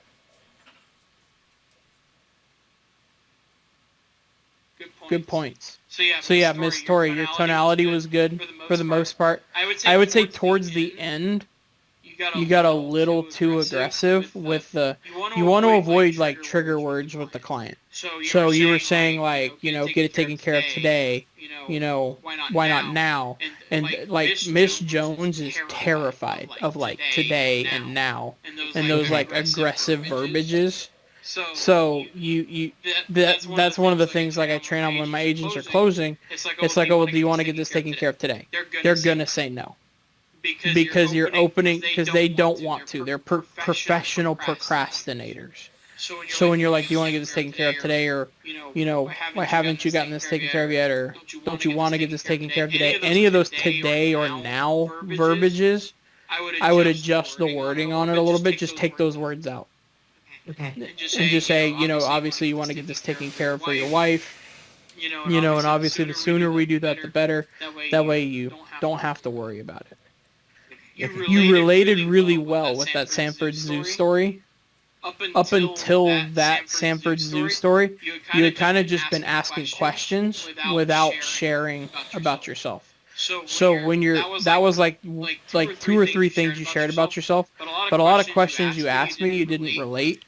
You always want to relate when you ask a question. I don't know what time you came in on in the training, because I know a lot of you came in a little bit late. When I was covering rapport, the formula for rapport, and I'll go over this again because a lot of you came in here late.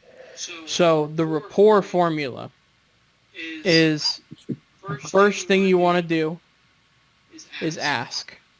So you ask a question. Second thing you do is you respond appropriately, which you did. You said, oh, wow, how long have you guys been together? You know, you congratulated me on that stuff, so you responded appropriately. So these 2 things you did well. The third thing is you want to share 1 to 2 sentences about yourself that relates to whatever you're asking me about. So when you ask me about me and my wife being married, share a little bit about yourself. If you're married, if you're divorced, it doesn't matter. Just share, well, you know, I'm married, or I have a boyfriend. We've been together for X amount of years. You know, how do you, you know, how do I put up with him, or something like that? You know, every time I talk to a guy who's older than me, and they're like, oh yeah, I'm married. Okay, well, how long have you been married? 20 years. Oh wow, you gotta tell me the secret. I can't even get my wife to like me for 20 minutes. It gets them to chuckle. But I'm sharing a little bit about myself there too. So you ask a question, respond 1 to 2 sentences about yourself, and then the fourth thing is you ask another question. And the cycle just repeats itself. So that's the rapport. So every time you ask a question, before you ask another one, you want to share 1 to 2 sentences about yourself that relate. And that'll make it avoid sounding like an interrogation. Instead of going question, question, question, this 1 to 2 sentences here about yourself gives the conversation a little room to breathe. Does that make sense? Mm-hmm.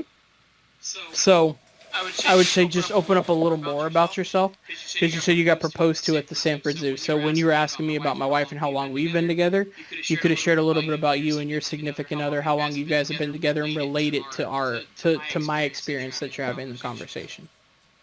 Does that make sense? I thought I did when I was talking about Celeste, when my sister's the same name, and so I had thought that's what I had done. Maybe I just need to go into more. Is Just that a what you're- little bit more. Okay. But it continues through the whole conversation. It is a conversation. So it's like the relatability to connect all the way through, so you don't sound salesy. You sound like you're having a conversation, as opposed to you're actually getting through the whole DEC, but as a Right. conversation, because you're making it relatable and connecting. So Right. Okay. So Thank you. my biggest two takeaways for that one, Miss Tori, Mhm. is every time you ask a question, relate it to something about Relate it. yourself, and Okay. then avoid those words like now and today and stuff like that, because that's gonna get you hung up on. If you get that, I don't want to say aggressive because it's not aggressive, but if you use No. that verbiage too early in the call, Right. you're gonna turn your clients off to Okay. the whole idea of insurance, because they're just gonna be like, at some point they're just gonna put the brakes on. They're gonna be like, whoa, whoa, whoa, I'm not getting anything done today. I just want a price. You know what I mean? Because you're trying to press in and convincing them, trying to do it today, but you want to do that in like a softer way, where it's like, Okay. I'm glad I'll be able to help you out with that. I want to make sure we get you. Yeah, and I avoid the word today, because you see how I took it out there. Mhm. So when you take that word out, it applies less sales pressure. Does that make sense? Yes. No, that's where I wanted to go and needed the help. So thank you. Yes, ma'am. Michael? Thanks, Scott. I don't know if you guys covered this. Well, I was cooking dinner, and so forgive me if I put it in chat too. I generally, I've said this before to my group of people, I avoid the word why, even in everyday life, because I don't care how good you are at tonality. 90% of the time, 95% of the time, it's going to be taken accusatory. Like, why did you do that? And I say, what makes you think? All right, what brought about this? I use what or how instead of why. That's the only little thing I would throw out there that I I think you said it was why now, why something, and that I just took that to be like, well, because that would it creates a defensive reaction. You almost can't help but be defensive when somebody asks you why. Anyway, I just throw it out there. That's a Chris Voss thing. If you haven't listened to Chris Voss, great idea. Yeah, avoiding why as well. Like, why haven't you gotten this taken care of? Why now? Instead of saying that, you could use, again, like softer verbiage, where it's like, what had you considering leaving this behind to them recently? Anything like that can be a little bit softer.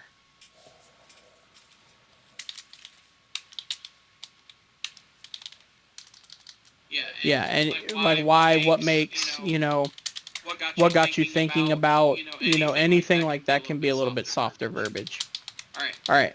Anyone, it's 7:55. I wanted to end this at 8. Anyone have any, sorry, I only got to role play with 3 people. We'll probably devise a better system for this sometime, maybe tomorrow morning, where we might get more people to role play. But practice what we went over in training tonight. Josh is going to do training tomorrow night at 6 for you guys. Anyone have any other questions about stuff that we covered in this training? Yeah, I got a quick question. What's up, Corey? I know all calls are different, but what is a good time frame to push through each section and not be like taking forever to move on, Perfect. I forgot a lot of you guys came in late. So there is such a thing as too little rapport, and there's such a thing as too much rapport. I want to be asking the health questions, starting health no later than 20 minutes in the call. If it's 20 minutes in the call and I haven't started asking health questions yet, I got to boot, scoot, and boogie to get to the health questions, because I am way behind on the call. So my general rule of thumb is, on a call, if I'm not asking health 20 minutes in, I am behind. And I've built too much rapport or made a friend instead of getting someone to like me. You know what I mean? So usually I start asking health no later than 20 minutes in the call. Health questions take as long as health questions take. You know what I mean? Some clients don't have any health issues. Some clients have 37 medications. You really can't time that stuff. So I usually, my breaking point on timing myself in a call is like, I need to be asking health questions no later than 20 minutes in. After that, health takes as long as health takes. Presentation shouldn't take you more than 5 minutes to go through the benefits of the plan with the client.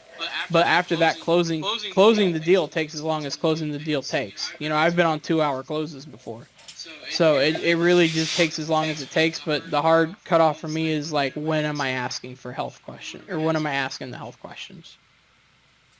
Is kind of where I judge myself at on how fast or slow I'm going in the call. Because if you're quoting 20 minutes in, or if you're quoting like 10 minutes in, you're cooked. You gotta give the call more time to breathe, because at that point it's just purely transactional. So you probably want to quote anywhere between like 25 and 35 minutes in at the most is when you want to start quoting. So that's about your sweet spot that you want to look for. Do you want to add anything, Josh? I know you popped in here about that.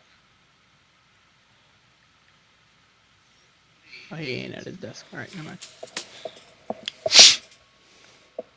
So today I caught myself getting done with quotes at around 20 minutes. Is that, and I was beating myself up for going too fast. Is that not? That's okay? It's a little quick. Okay. When are you starting to ask health questions if you're quoting 20 minutes in?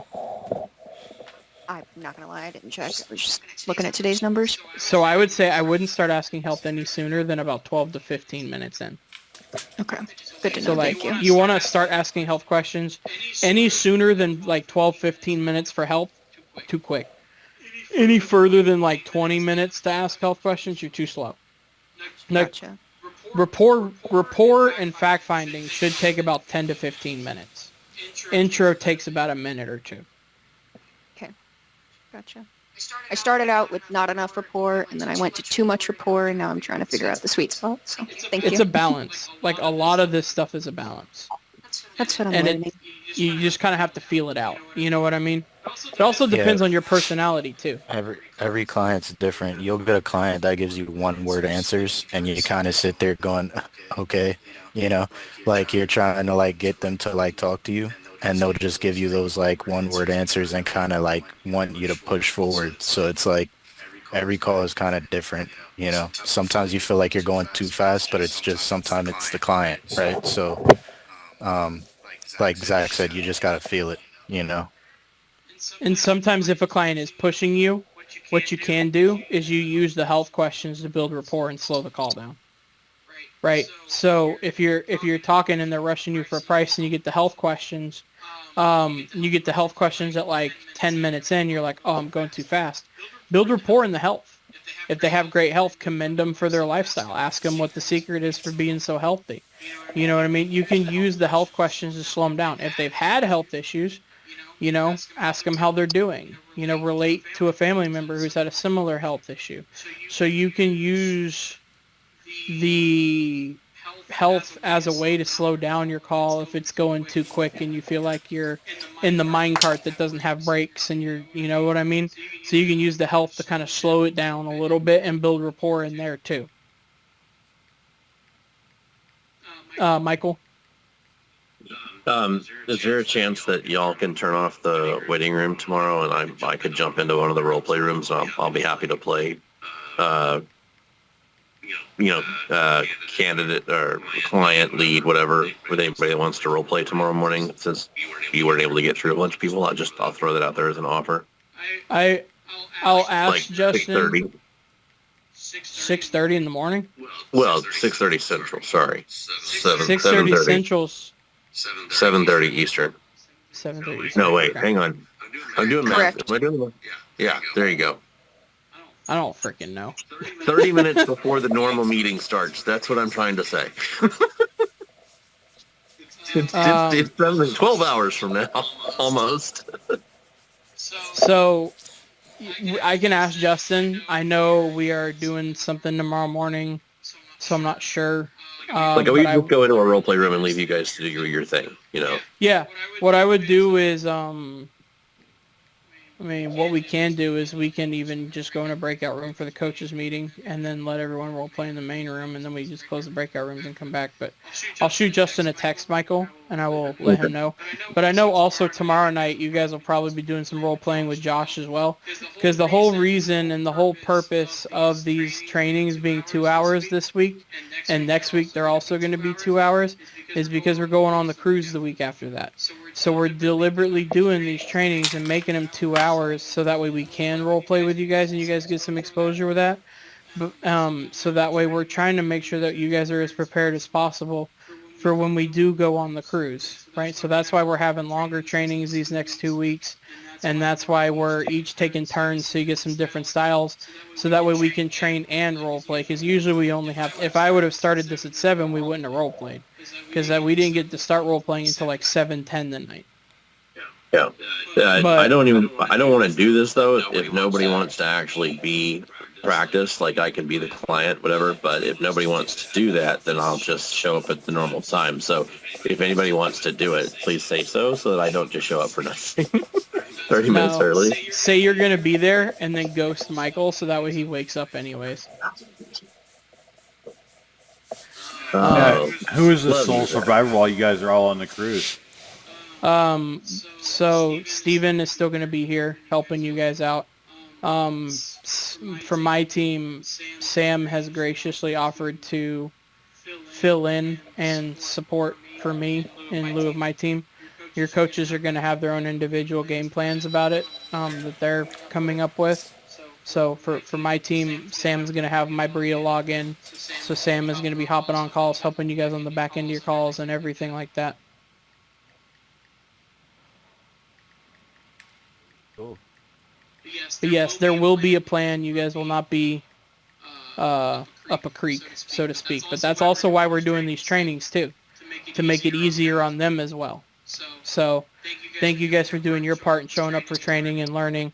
Now there's showing up for training and there's implementing what we covered in training, right? You guys did the first part, which is showing up. Now we got to do the second part, which is implement what we went over and apply it to our calls. Right.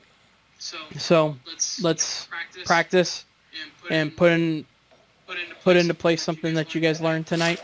And then let's have a good day tomorrow, guys. I am going to be heading out of here.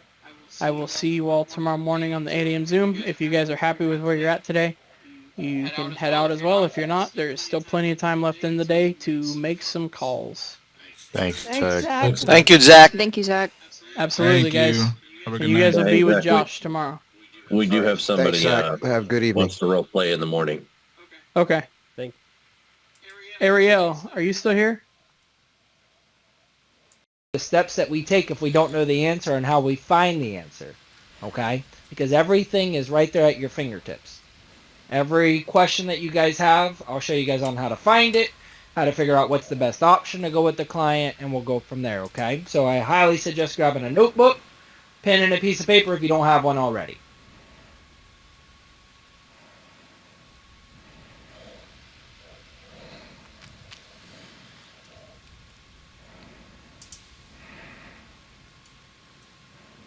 Alright, so first off, guys, this is the easiest way to do your underwriting.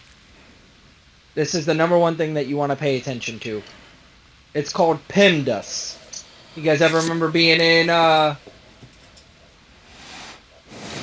You guys remember being in math class and they had you do PEMDAS, parentheses, exponents, multiplication, division, addition, subtraction. That's the proper order to do your math. If you do it any other way, guess what happens? You get it wrong, right? So, number one is Pioneer. I want everybody to write down Pioneer.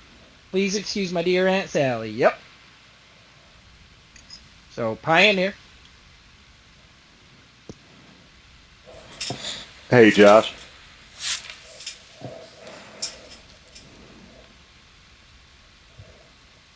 Go ahead, Richard. Sorry, I got off a call. What are we writing down for? Just so I have some Pioneer. context. Okay. Yep. That's just the very first thing I had you guys write down. Now I'm gonna show you. We're gonna go into a little bit more depth here, but write down Pioneer. Thank you. It's recorded 3 different times, Andre, on the Dropbox. So there are 3 of these same videos ready to go for you. But yes, sir. Next, we're going to do American Home Life Patriot.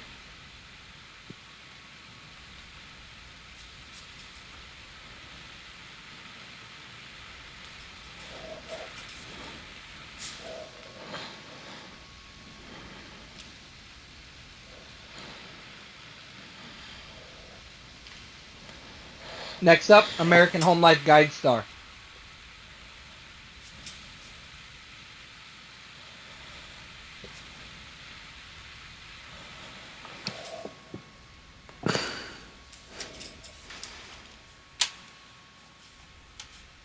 Last, United Home Life.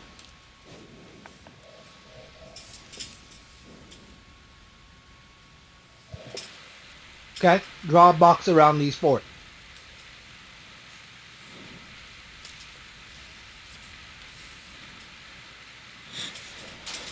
These are your core 4 products that we offer. These are the core, okay? The reason they're the core, they have the highest commission, they have the highest advancement, and they are the best for the company based on price and benefits. Okay? Ms. Geneva? So we didn't get trained on GuideStar because we had been told that it was coming off. Yes. So if you don't have GuideStar, just take it out of there. But there are several agents in here that still do, so I'm going to cover it as well. Okay. But yeah, Just double if checking. you don't have it, then that it would just be Patriot, then UHL. And what was the last one you said? United Home Life. Thank you. Slow down, Devon.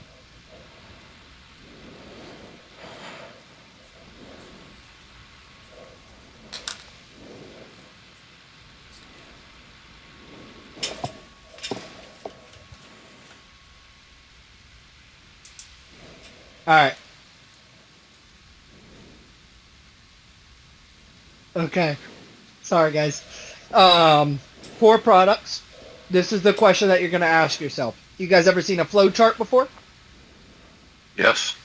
Can I get day 1 coverage? Yes or no? It's the very first question you're going to ask yourself. Can I get day 1 coverage?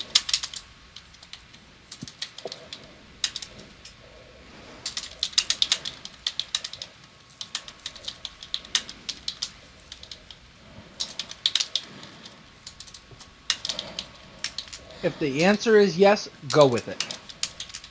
So yes means go with it. Okay.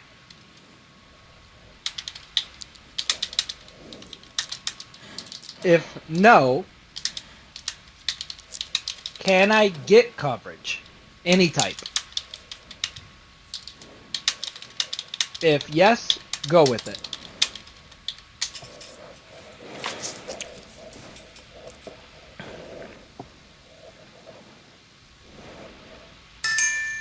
Okay. So I'm going to explain this in a little bit more detail. Can I get day 1 coverage? If yes, go with it. So you start off with Pioneer. Can I get day 1 coverage? If the answer is yes, what are you going to do? Go with it. Go with it. Go with it. If I can't get day 1 coverage with Pioneer, what's the next company I'm going to check to see if I can get day 1 coverage with? Patriot. Oh. If I can get day 1 coverage with Patriot, what do I do? Go with it. Go with it. Very easy, right, guys? Next up on the list, if I can't get day 1 coverage with Patriot, can I get it with GuideStar? If yes, what? Go with it. Go with it.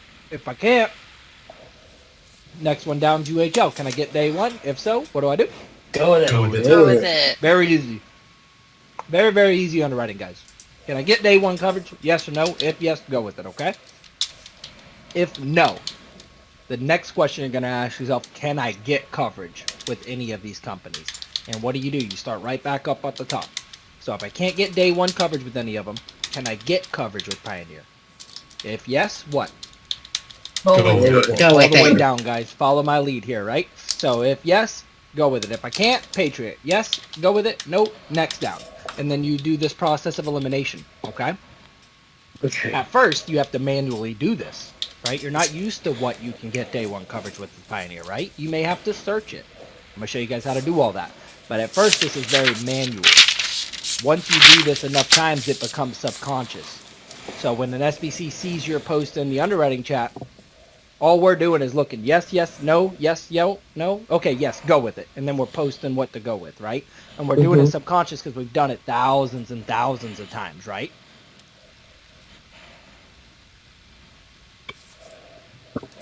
Okay.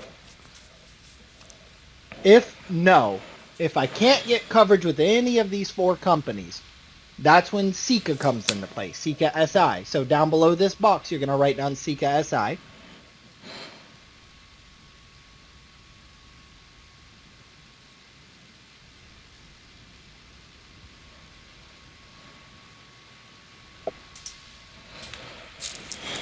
Then you're going to write down Sika GI below that, and then Gerber below that.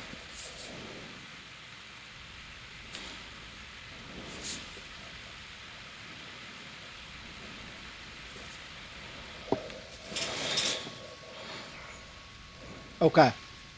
So if I can't get coverage with any of these top 4 companies, I drop it straight down to Sika SI. First question you have to ask yourself is Sika available? Right? Right. Everybody Virginia, in it's here not. has different states they're licensed in. Right? Know what states offer certain products, know which ones don't. If you're not sure, I would go to the Afterlife All-Stars chat, look at the pinned messages and go, okay, Seek is available in all the states I sell it. So you know mentally I can offer Seek no matter what. Or you go, you know what, I have Virginia. Seek is not in Virginia. I need to make a subconscious note that if I'm selling in Virginia, I can't do Sika. It's straight down to Gerber. So if I can't get coverage with the top 4, straight to Gerber. Following me, y'all? Yep. This is something that you have to do on your own is figure out, is it available, yes or no?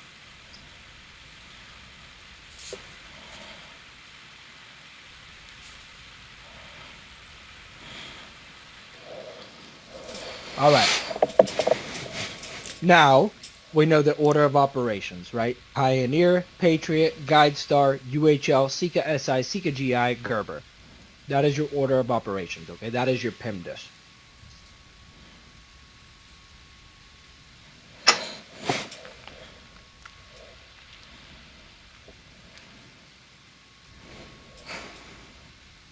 All right.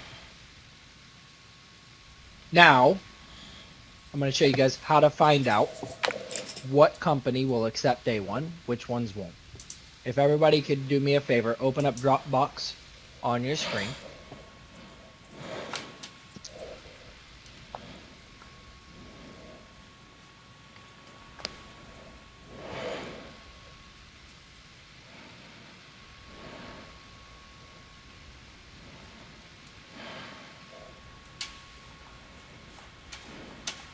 Better yet, we're going to still do that, but I got a better thing for you guys.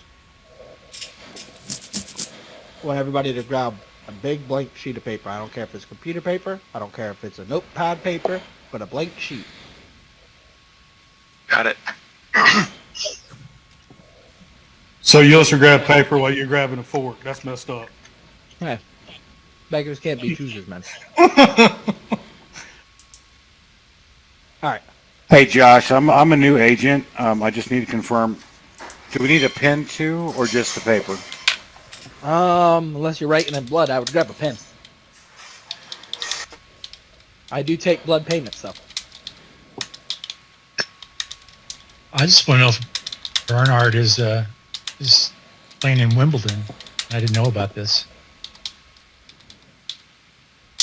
He doesn't answer to the Bernard. Barnard. I can never say his name. Is Bernard. it Barnyard? Bernard. It's Sorry, Bernard. It's not Bernard. difficult. It's Irish, British, Aussie. That's the way they all say it. You and I don't interact enough, and I'm not allowed to pick on you because I can't say your name. Dang it. Yeah, well, okay, well, sorry, Snot. I mean, Scott. It's all right. I've been called a lot worse. Whatever. It's definitely not Barnyard. We just that want to know Barnyard? how John McEnroe's doing. There you go. There you go. I was like, is this in Wimbledon? All right. On this sheet of paper, what we're going to be doing, guys, just so you guys can plan ahead, we're making boxes.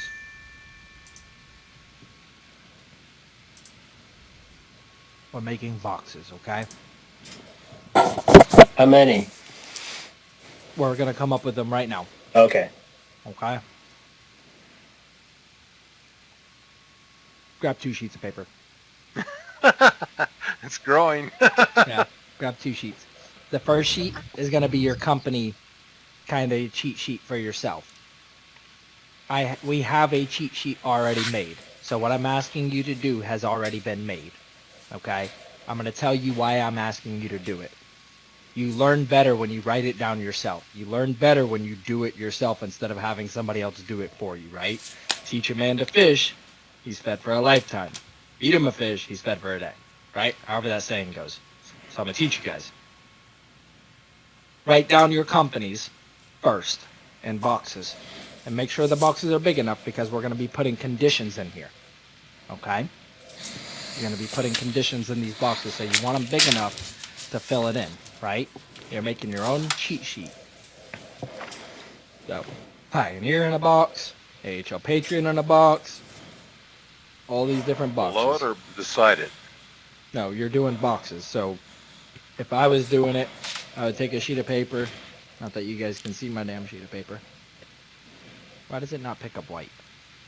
Use the whiteboard, Josh. Oh. Now you're taking all the fun out of it. I don't mean to be so reasonable. I just am. Nobody touch the screen.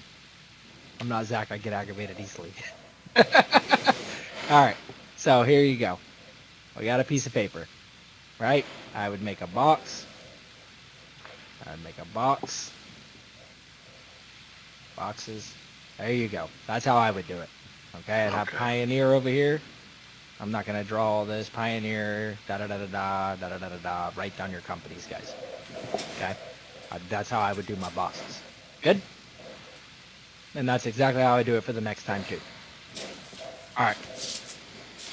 So now, as you're going through your day, like I said, you're going to have to be manually doing this, right? Everything that I teach you're going to be manually doing. As you do it, you're going to write down the condition with the company. For an example, I'm going to give you guys an easy one here that you guys can go ahead and fill in a box once you got them filled up.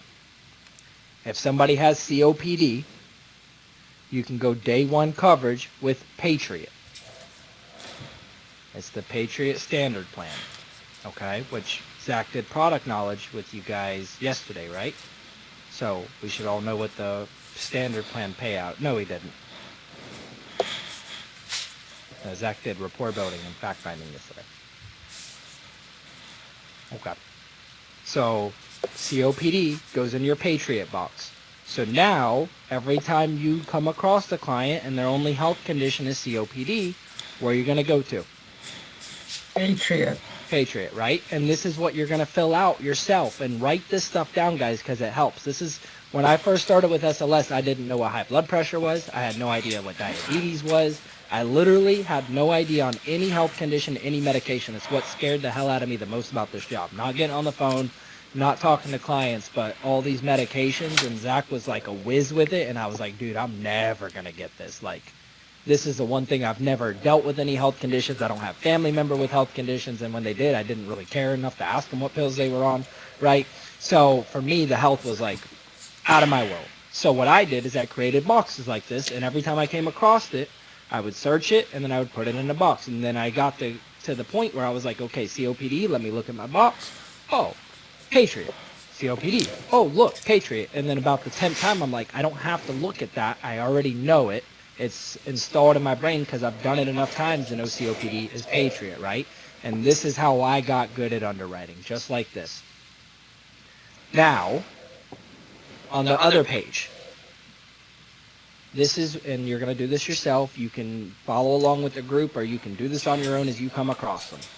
Every time you get a condition, okay, let's start naming them off, and somebody keep track typing them up for me. Whoever's a good typer, type them up in the chat for me. Diabetes. Diabetes. Ones that you come across all day long, every day. High blood pressure. Congestive heart failure. Heart failure. Stroke. Strokes. COPD. COPD. Cholesterol. Dialysis. Dialysis, which Aneurysm. ones that you're going to come across daily, like every single day. Congestive heart failure. We already got congestive heart failure. We got COPD. We got DOPD. Dementia. That's a great one, right? That's one that we come across all the time. Stroke. We got stroke, right? Heart attacks. Thank you. Great job, Richard. Schizophrenia. Schizophrenia. Bipolar. Cancer. Not cancer. Cancer. What? Kidneys. Robert, Are we just listing these singly or in boxes? In the box, but single. One box for each one. So you'll have high blood pressure in a box, stroke in a box, right? Heart attack in a box. And I was telling people to keep track and type these up as we're going through them. But you can also do this on your own as you're going through your day, because you're going to come across a new condition. I'm just showing you guys some tips and tricks on writing before we get actually into the deep dive of it.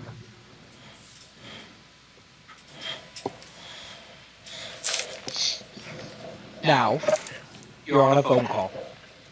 You say, all right, Miss Jones, what medications are you on? Miss Jones goes through this whole list of medications with you. You don't know what 10% of them are. All you got to do is take the medication and put it in Google, and Google will tell you exactly what it's for. Everybody agree with that statement? Yes. So, lisinopril. Everybody Google lisinopril real quick.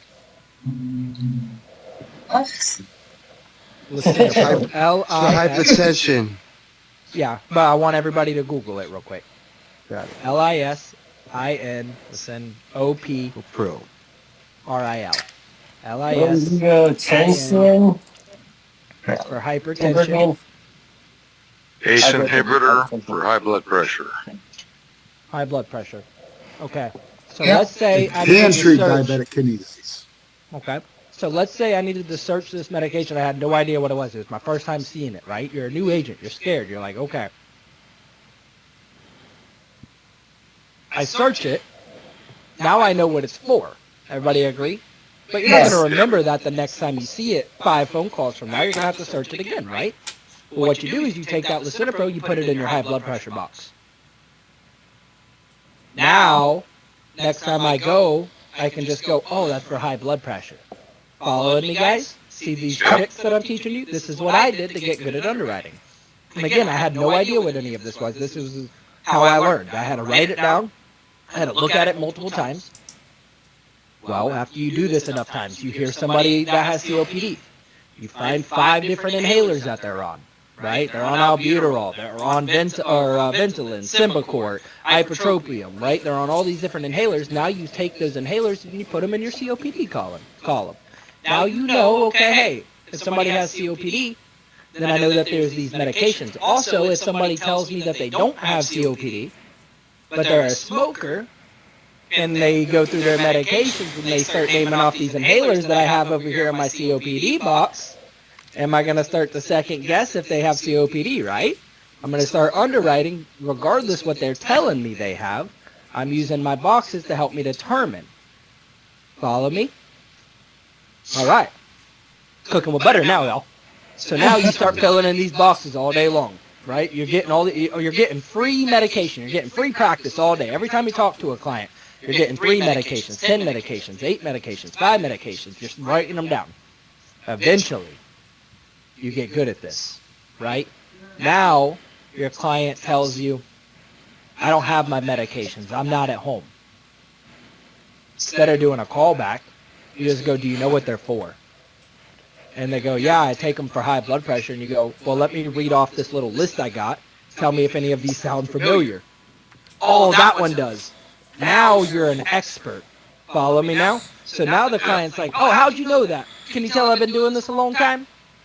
Oh, yeah, I can tell, right? And now you become the expert. Now you don't need the medications. You got them. You just need to know what they're taking them for.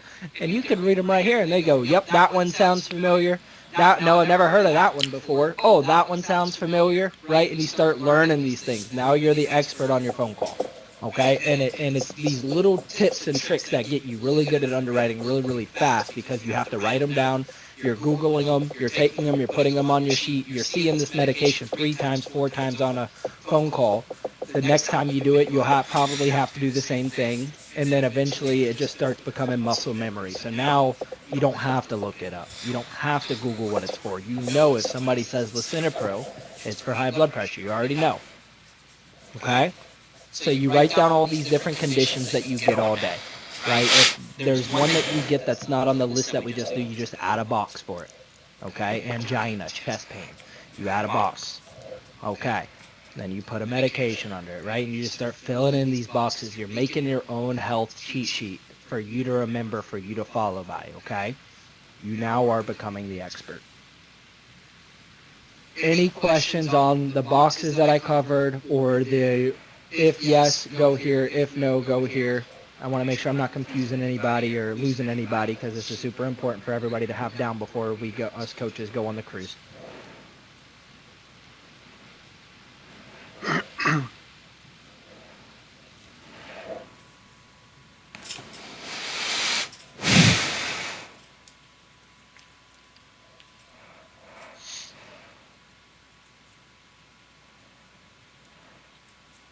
Now I want everybody to open up their Dropbox for me.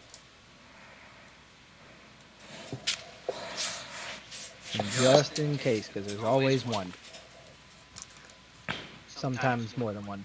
I'm going to post a Dropbox link right in here. And then Miss Austin. Yes, well, you already said you posted the Dropbox. Yep. Thank you. No worries. No worries. And you're brand new, so I wasn't talking about you when I said there was always one.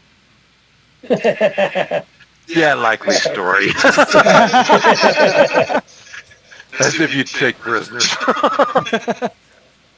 It's me. I'm the problem. Hi, hello. Thank you, T Swift. And a no. I think that's kind of. I would rather just ask them first. Any heart, liver, kidney, lung issues. The questions on the script are pretty much the most common health conditions that there are. Great question. Okay, so in Dropbox, guys, I want you guys to follow along with me.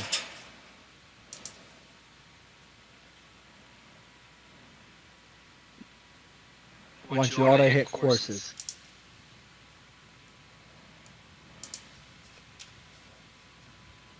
Once you're in courses, I want everybody to hit policies.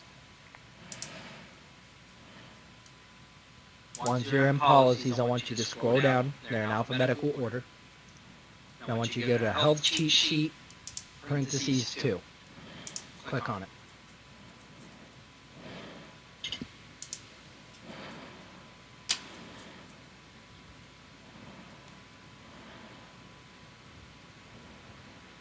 I'm going to assume that's the second one because it doesn't show. No, it's the first one. Nope, it's the first one. Wouldn't you know?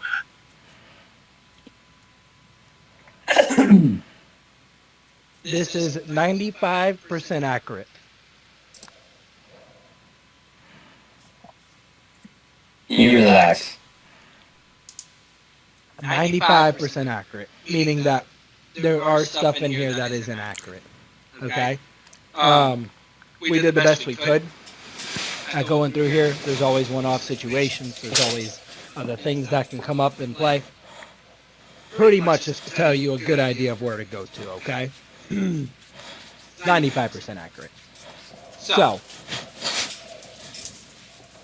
let's say, and I don't know what this is on MacBook. If somebody has a MacBook and they know, please share. But on a Windows, if you hit Control F on your keyboard, you now have a little search bar right here. Control F. It's Command F. Command F, thank you. Thank you, Michael. So Command F on a Mac. So if you come right over here, and let's use diabetic, and we're looking for diabetic neuropathy. Okay, we want to know what somebody would qualify for with neuropathy of diabetes. I'm looking for the bold. The bold is the condition. Diabetes with complications. Neuropathy, nephropathy, diabetic coma, retinopathy. All right, so I'm going to look through here. Pioneer, that's our very first option, right, on our list. That is our P in the PIMDIS. Everybody agree? So I know I can get standard ROP, so I can get coverage with Pioneer. We all know that for sure, right? But what's the first question we want to ask ourselves? Can we get day one? Day one. Yes. So now I come down here and I go, okay, AHL Patriot, if treatment was in the last 24 months modified, last treatment 25 plus months ago preferred. Give you guys a little tip. This is why I said this is 95% accurate, because yes, is that accurate? 100%. But if somebody has diabetic neuropathy, they're taking a medication every day, meaning that it's restarting this time period every day, which makes them modified. Okay? Right. Then I go UHL, less than 2 years EIWL. Okay, so that's a question I had was, yeah, when it says treatment, so if they're on daily pills, then they're on treatment. Correct. Doesn't matter what the condition is. If they're currently taking something for it, that is a current treatment. Correct. Okay. Okay. So I know I can get modified And Forrest, I know you know the answer. Please do not come off and share it because there's a reason I'm not sharing it.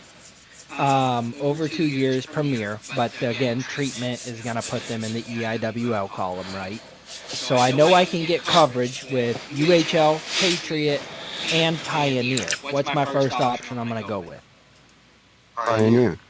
Pioneer. So what plan am I going to offer to a client that has neuropathy, diabetes? ROP. ROP. Perfect. Okay. Somebody give me another one. Not a serious one. No serious health conditions. Let's Oxygen use. That's pretty serious. Let's go stroke. Let's go stroke. Okay.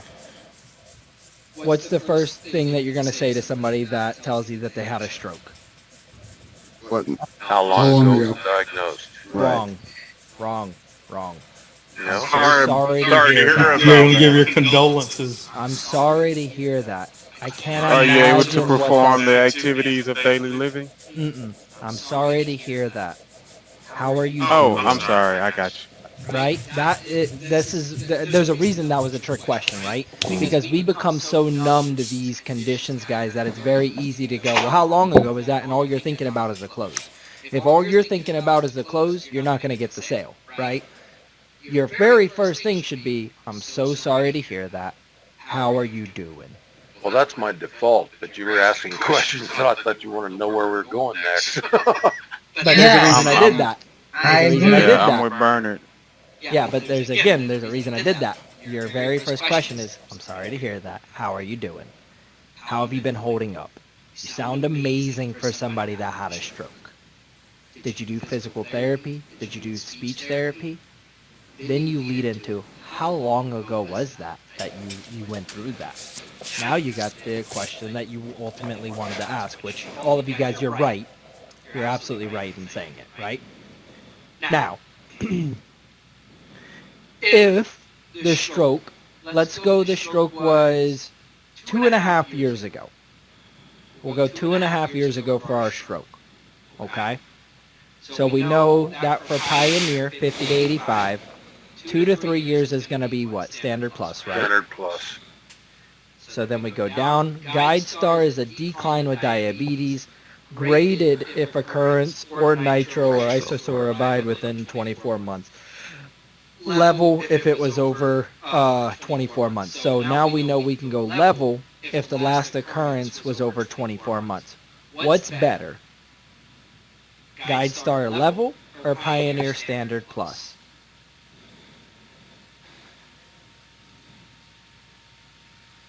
Guide Star. Pioneer. Well, go back up to your original box. What's the very first question you ask yourself? A1 coverage. Can I get coverage. day one coverage? Well, Standard Plus is not day one. Guide Star level is. Right. Right? So I would go Guide Star over Pioneer just simply because I can get my client immediate coverage. Follow me? Mm-hmm. Now I go down to Patriot. Patriot, if it was less than 12 months modified, it's standard if it's 13 to 24 months, or preferred if it's over 24 months. It was 2.5 years ago, so can I get them day one coverage with Patriot? It was 2.5 years ago. Can I get them day one coverage? Yes. Okay. What's the better option? Patriot preferred or Guide Star level? Patriot. Patriot, because it's top on the list above Guide Star. Follow me, guys. See how we're going through this underwriting, right? We're using our health cheat sheet now. We're going, okay, I know I can get coverage, so that's out of the question. I know I can get them coverage. Now, can I get them day one with anybody? Oh, I can. I can get them day one with 2 companies. Which company is better? Patriot. I'm going to go Patriot over Guide Star. Now, if Guide Star was the only one that I could get them day one with, I would go Guide Star over Patriot because it's the only one I can get them day one with. Follow me? All right. Yes. So now we know how to use the health cheat sheet to underwrite. Okay? We're going to go in a little bit more in depth here. When you have multiple conditions, how many times do you talk to a client and they only have one health condition? Very rarely, right? They got one, they got many, right? So if somebody has diabetic neuropathy and a stroke, right? So you got diabetic neuropathy, you have strokes, you have heart attacks, right? No congestive heart failure, no major conditions. The very first thing you want to do is underwrite the worst disease or the most recent. The worst disease or the most recent. For an example, stroke and heart attack.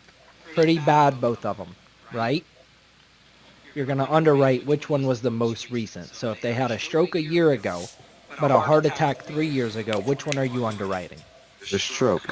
The stroke, right? So it's either most recent or worst condition. They can never get better than what their worst condition is or their most recent condition. They can never get better than that. So just because if the heart attack was over 3 years ago and they can go preferred, if the stroke was a year ago, that is what's going to determine the underwriting. Follow me? Gotcha. So never get better than their worst condition or most recent. So let's say they had a stroke 3 years ago. They have diabetic neuropathy. Diabetic neuropathy or stroke, which one's the worst one? Stroke. Stroke, 100%. So we know the stroke over 3 years ago can go preferred, right? But diabetic neuropathy is a daily occurrence, right? It's something that somebody deals with on a daily basis. That is going to be more recent. So I also want to go, okay, well, I know I can get preferred, but if I go back to my diabetic neuropathy, then I know that it's going to be standard ROP. So just because they can get preferred because of the stroke, they can only get standard ROP because of the neuropathy. So the plan that I'm going to offer my client is the standard ROP. Gotcha. Okay? Now, there are a couple ways to double check your work. Okay? If you go to your SLS Connects, and let me open up mine. Touch it. Alright. So I come over here to links on my SLS Connects. I have all my companies right here, okay? And Forrest does this on every phone call. I don't expect you guys to all do this on every phone call, but this is an option. If you're ever in a situation where you're like, I can't get help, I'm drawing a blank, I don't know where to go, I'm freaking out, nobody's answering me in the underwriting chat, I have no idea what to do here, and you're just completely mind boggled, okay? You forget everything that I trained you tonight. Remember this, okay? All you have to do is go to the company, and you always start off with what company? Pioneer. Pioneer. Right. You're going to go to their application, AMAM Whole Life 50 to 85 application, and you open it up, and these are the health questions that determine what a client goes with. So you can literally read, all right, Miss Jones, I'm going to go through some questions with you, and you just tell me yes or no to any part of this, okay? 1, 2, 3, 4, 5, 6, 7, 8. You just read through these health questions. This is a dire situation. You don't know where to go. Read the client the health questions. Okay? If you have their conditions already wrote down, this is where that control F comes into play. I control F, and then I can go stroke and eliminate to where I don't have to read every health question. I'll just read questions 7A and 8A. See how I did that? So I can eliminate it. Now, if there's multiple conditions, I might want to read them all, but if it's just one and I'm freaking out, I don't know where to go, I can control F. So you can go right to the application and find out exactly what a client qualifies for right here, because it says it right here. If any answer 1 through 3 is answered a yes, the proposed insured is not eligible for any coverage. So if any part of this is a yes, they do not qualify for Pioneer at all. Okay? If they answer all these with a no, but they answer 4 through 7 with a yes, if any answer question 4 through 7 is a yes, the proposed insured should apply for the return of premium death benefit, the ROP plan. If all of these are a no, but they have to answer 8 with a yes within the past 3 years, have you been whatever. If any answer question 8 is a yes, the proposed insured should apply for the graded death benefit, which is the standard plus. And if all questions 1 through 8 are answered a no, the proposed insured should apply for the median death benefit plan.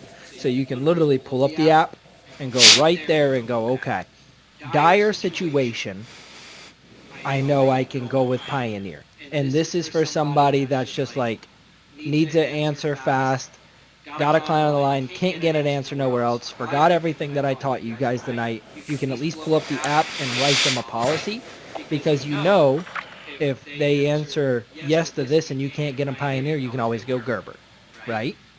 Right. As long as they're within the age bracket, which that's a product knowledge training, but as long as they're within the age bracket, you can go with Gerber. All right. Any questions on where to find the applications for the different companies? Can I throw in one Hey, thing? Josh, let me throw something in there too. Yeah, raise your hand so I can call on y'all one at a time. All right, go ahead, John, and then Corey. On the front of that cheat sheet that you had us pull up is also a more of a cheat sheet. Also, if you look at the very top, it'll tell you the age bracket for each of our products. Pioneer 50 to 85, Guide Star 45 to 85, Patriot 40 to 75, and also for standard or preferred 40 to 89, Gerber 50 to 80, UHL 50 to 80, Sika 0 to 85. So if you ever get confused, you can always look on the front of that as well. Thank you. Yeah. And then Corey. The one thing that everybody forgets to look at is the bill. If you're going Pioneer, always double check the build chart.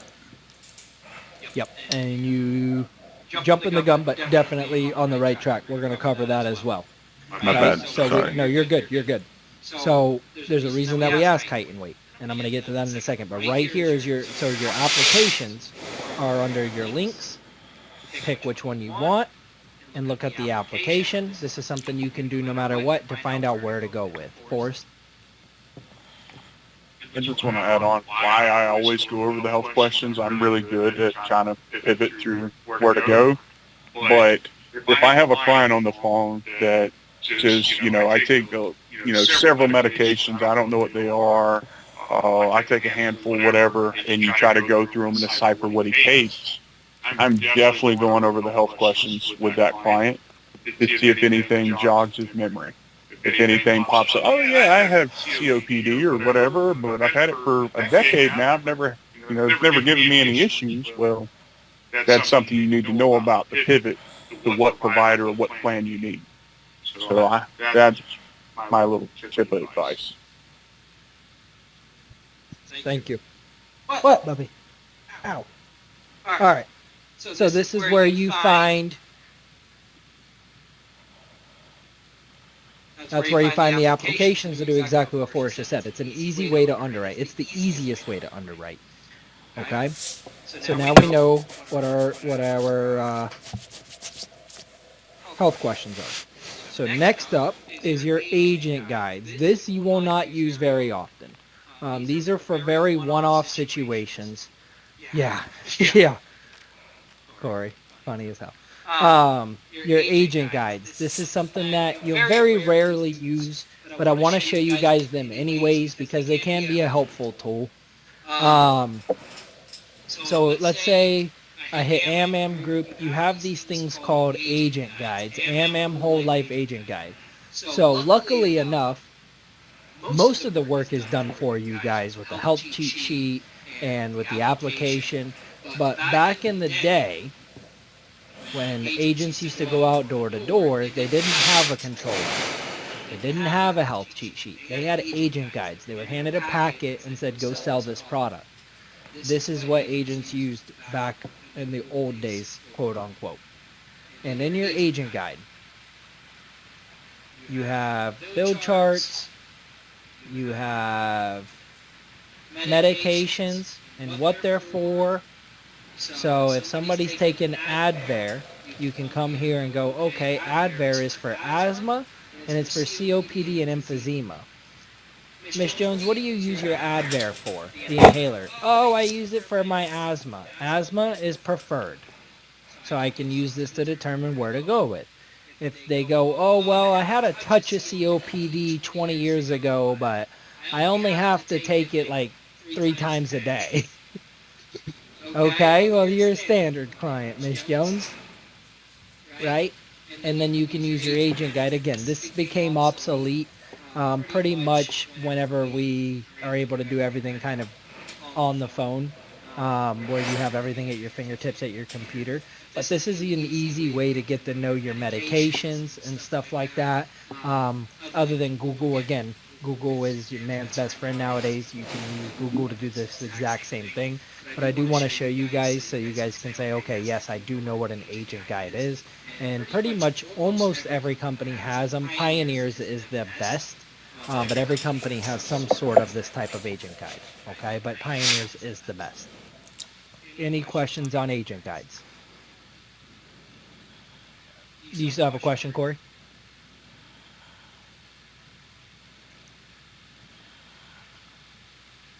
All right. So, Horst. I was going to make a comment about agent guides. I had this issue in the past with double check when it comes to Patriot.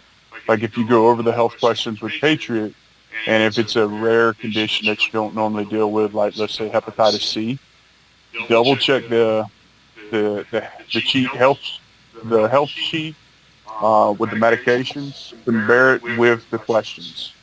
Okay, piece of advice. Thank you. All right. Thank you.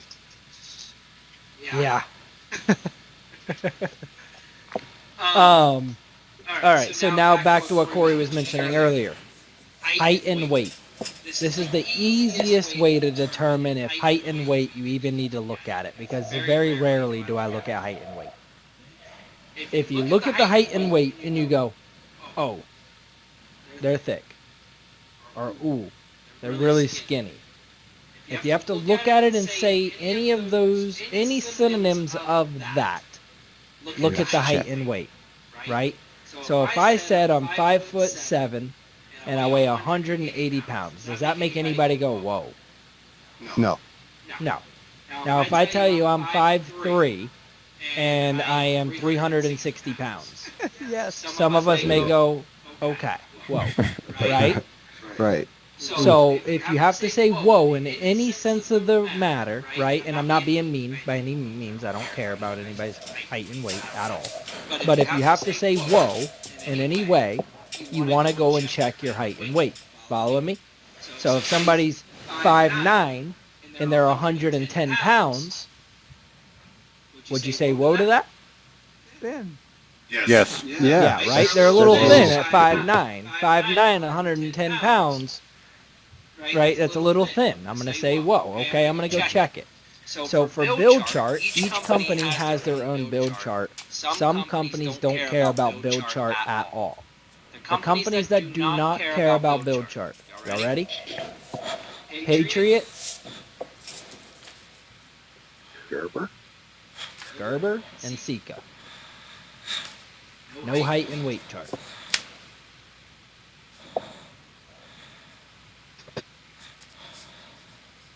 What were they again? I'm sorry. Patriot, Gerber, and Sika. No height and weight chart. So somebody give me a height and a weight that's like right on the cuff of being whoa. Let's do 5'7", 280. 5'7", 280. That's right on the thing of being like, okay, yeah. 280 is like right at the line, isn't it? So that's exactly why I said that. So if I go to my build chart, which is under the links tab, whole life build chart, and I hit open, I'm going to go down here. This is for the super preferred and preferred plus. I don't really worry about this one too much because we don't sell these products very often. But if I go down here and I go 5'7", 280, well, what is the cutoff for preferred? 281. So they're right there on the line. Can I offer them preferred, yes or no? Yes. Yes. Yes. Yes. Just barely. If they're 282, can I offer them preferred? What's the wiggle room? You're talking about like The plus minus. plus, yeah. So Are you like talking about from max or what? Well, what's the over under? Like Great question. You know, let's say today they're 280, tomorrow they eat a cheeseburger, now they're 282. You know, they wake up in the morning and they took their water pill, and now they're 274. Because I mean, weight fluctuates. So what's the over under, or is it strictly by what's on the chart? The logistic part of me is going to tell you whatever they tell you. Okay. I will be the first to tell you I have asked Miss Jones if that was in her birthday suit or fully clothed. I'll be the first to tell you I've done it. Miss Jones, let me ask you. Was that in your birthday suit that you last weighed? No, that was at the doctor's office. I had my shoes and socks on. So how much do you think you would weigh without all that? Probably 279. I like it. Beautiful. Did it swell? Are you 5'6" or are you 5'6 3/4, Miss Jones? Right? That's your wiggle room. Okay? You don't want to make something up, and you definitely don't want to be on a call recording saying, I'll put you at this. Following me, guys? You don't want to risk a license for a sale, ever. Right? And lying on an insurance application is a third-degree felony and a very, very hefty fine and a suspended license. So, like I said, whatever they tell you is what you go with, but don't be afraid to ask additional questions just like you would with any other condition, right? Any condition you want to ask additional questions. When's the last time you weighed yourself? That was 3 months ago. Do you got a scale, Miss Jones? You think you could go step on it for me? Right? But there is a keyword in the question. They do say, the question does say, how much do you weigh today, right? In the script. It does. Yeah. It does. That's why I'm saying you want to ask additional questions. You're never going to be like, well, you sure you're not 280, Miss Jones? Right? You never want to be caught on a recording doing anything like that. You guys following me? You want to be 100% accurate on any application that you do. But just like any other health question or condition, you're going to ask additional questions. Let me ask you, Miss Jones. When's the last time you weighed? Oh, that was 3 months ago. Do me a favor. Go step on a scale. What are you at now? Oh, I'm down to this. Okay, perfect. You can use that weight, right? But you got to go with whatever they tell you. Okay? Any Sorry, questions on that? yeah, I have it written down somewhere. I'm trying to find it, but I am almost positive somebody said that there was like a 7 pound wiggle room due to like water intake and everything. So that's not the case. Because I remember like thinking, okay, 7 pounds, like I wrote that down.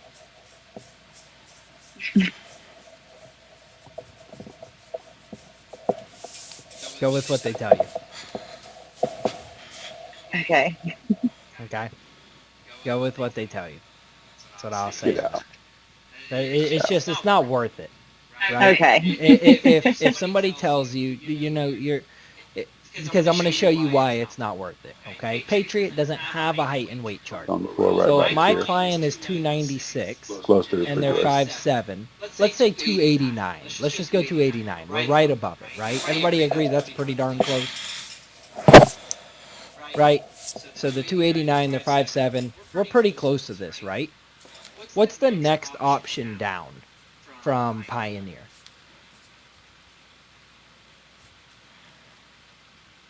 What's next on our PIMDIS? Patriot. Patriot Yeah, doesn't care about height and weight. Right. So am I going to risk it over 8 pounds with Pioneer, or am I just going to go Patriot and get them the day one coverage with a company that don't even care if they're 5'3" and 600 pounds? You mean risk a third-degree felony? Yeah, exactly. Right, so I'm just going to go with the company that best fits my client. Again, ask additional questions, guys. Hey, when's the last time you weighed yourself? You see Hey, was that in a birthday suit? ibuprofen Like, right there on the floor? I'm gonna... you're off of mute, John. Sorry, sir.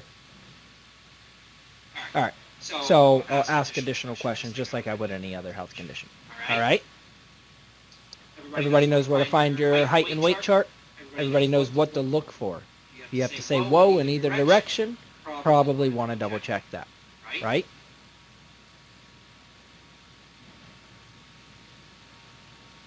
Okay. Now, as I'm going through, I'm gathering my health conditions. I'm writing them down on my health cheat sheet, right? I'm writing the medications down. I'm learning what company to go with. I find out that stroke over 2 years ago can go with Patriot Preferred when Pioneer is standard. And I write that down in my box under Patriot and I go stroke over 2 years, right? And I'm learning these things. I'm practicing daily. I'm getting these medications. You get free practice every day on the phones, right? Now, here is the second half of underwriting, and that is medications. Okay? It does not matter what your client says. Medications tell you the story. Okay? So, for an example, and again, I train with metaphors for anybody that's not on my team. That's what I'm good at. Okay? You're a police detective. Somebody tells you they were never at the crime scene, but their fingerprints are all over the place. What does that tell you? Guilty. They were at the crime scene, right? I don't care what anybody else says. Your fingerprints are here. You were here. Like, that's the end of the day, right? So, no, I don't have COPD. How long have you been smoking for, Miss Jones? I've been smoking for 6 years, or 60 years. Okay? Sorry.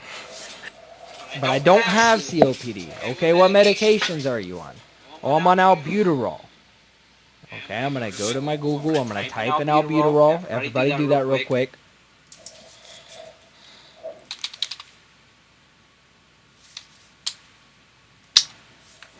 First person to pull it up, tell me what it's for.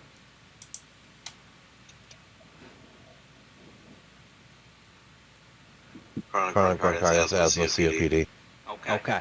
So I'm putting two and two together here, right? They've smoked for 60 years, and they're on albuterol. Even though they tell me they don't have COPD, what am I going to think as an agent? They might have COPD, right? That's a fair assumption to say. They may only have asthma.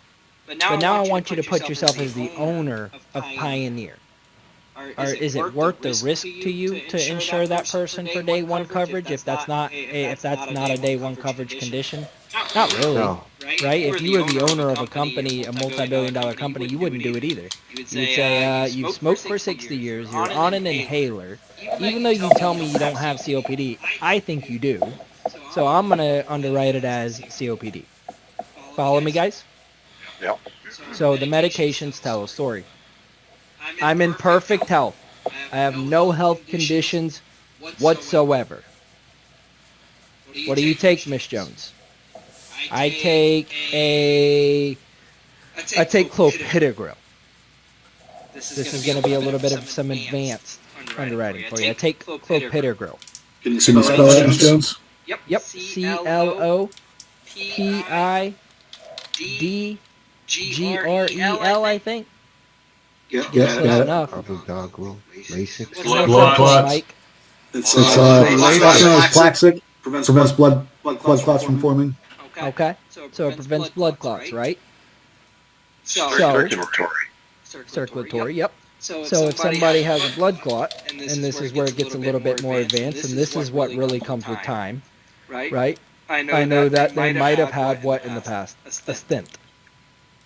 Right? Right. Mm-hmm. Okay, so I know that they might have had a stent. Hey, have you had any stents? Oh, yeah, I did. Had one a year and a half ago. Well, that would have been nice to know, right? But the medications tell you the story, right? Another major reason that somebody has blood thinners is for strokes. If somebody has, hear me out on this, if somebody has clopidogrel or Plavix, 9 out of 10 times they've had a stroke or a stent put in their past or some sort of heart surgery. Every time. Every time. Never fails. I don't care what they say. Medications tell me a different story. You've had one of these, Miss Jones. When was it? Okay.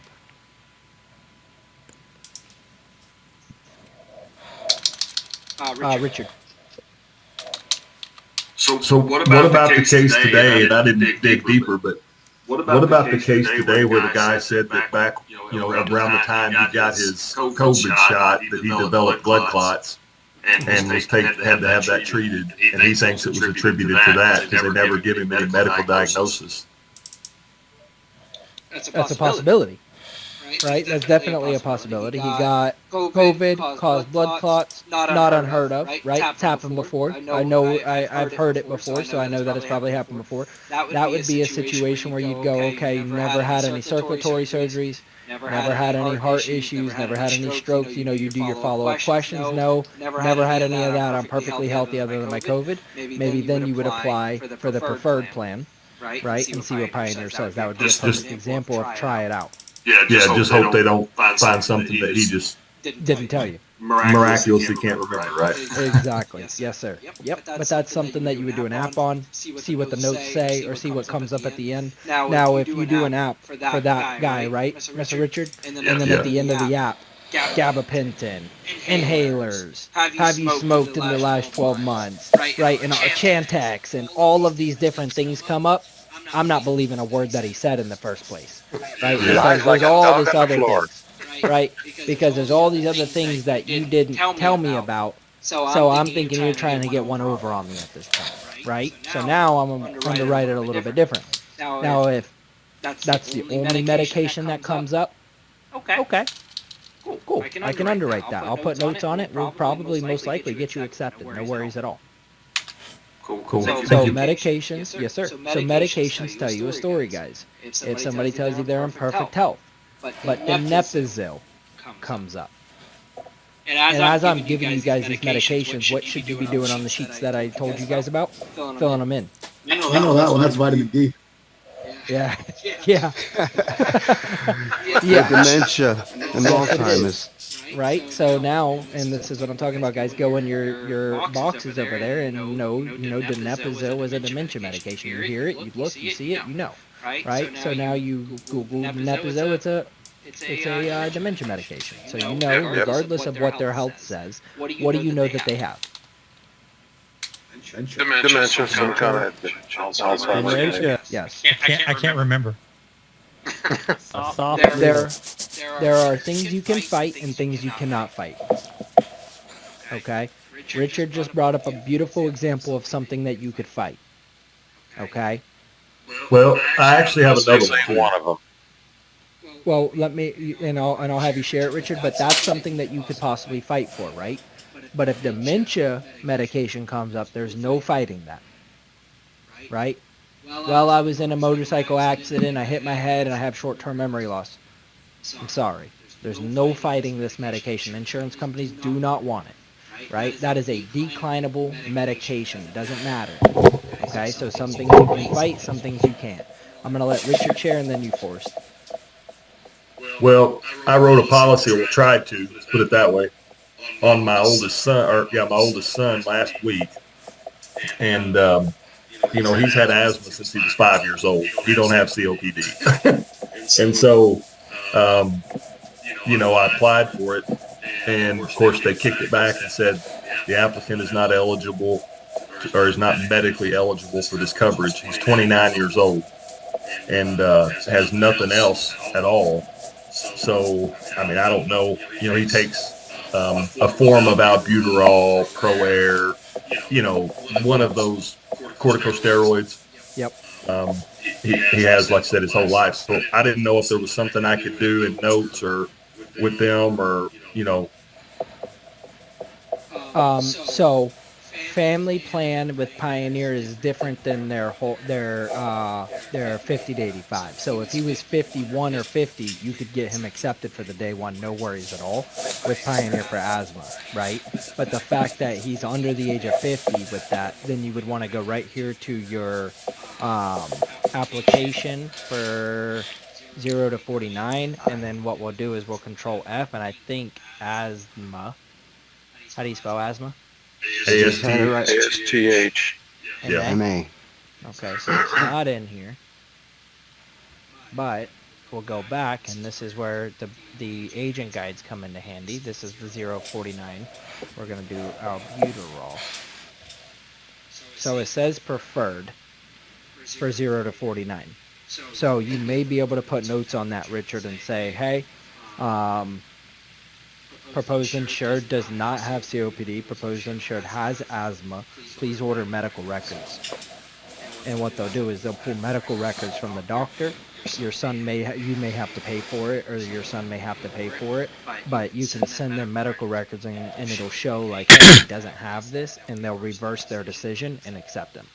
I got you. Okay. So Well, that is like a I said, that was possibility. just, it was personal for me trying to get something, but at the same time, it was one of those things that I felt like I needed to have clarity on in case I run into it. So 100%.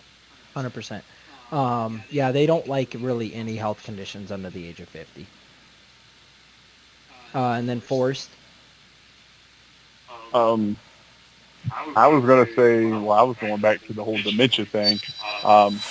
What Josh was saying, don't really matter what the company is. The only ones that'll work with dementia is guaranteed issue. I have tried several times writing notes, trying to find clients. They will not work with them no matter what. Even like I had a lady that. Let me send this to everybody. Get rid of this one. Bam. Lupus neuropathy.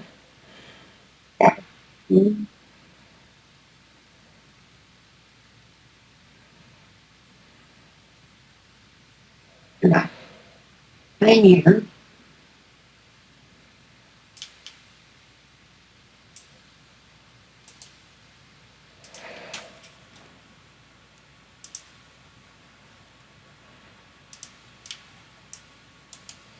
This is Patriot again? Put it in the chat directly to me.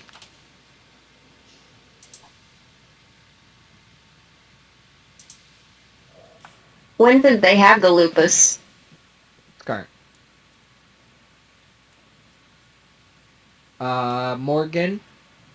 No. You can do better. You can go with a better company than those. Eloy, incorrect.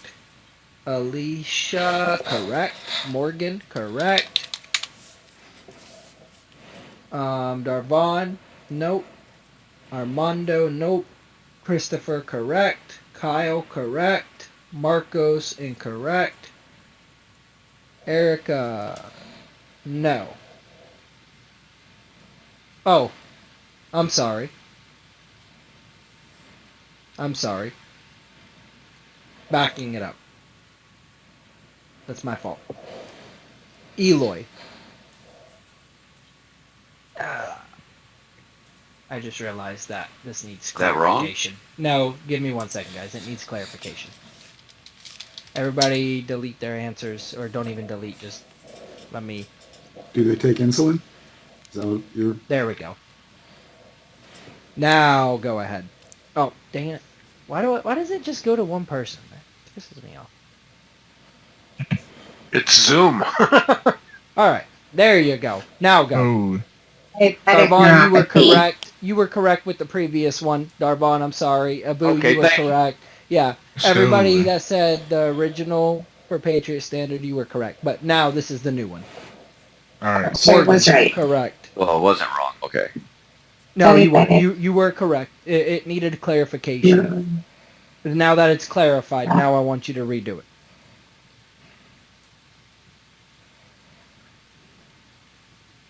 Valerie, correct. Ashlyn, check again. Shamika, incorrect. Well, correct, but I need to know what plan, but incorrect either way. Anna, I added diabetic to the neuropathy. Corey, check again. Andre, incorrect. Shamari, correct. David, correct. Richard, correct. Ashlyn, correct. John, check again. Christopher, correct. Casey, correct. Donald, correct. John Dixon, correct. Mike, check again.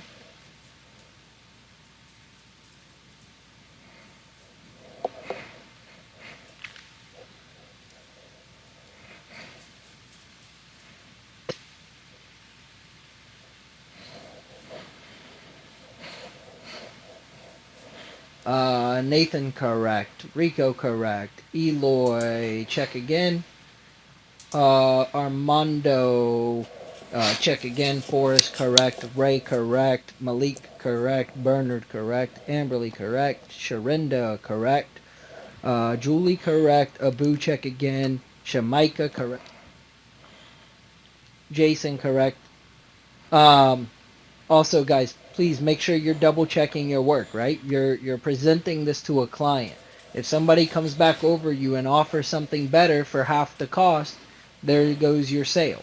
Okay, so before you put this answer in here, make sure that you would sell your soul on it. You would literally, this is the plan that you would present to a client. So make sure that you're double checking, you're triple checking. Don't just throw an answer out there for the sake of this exercise.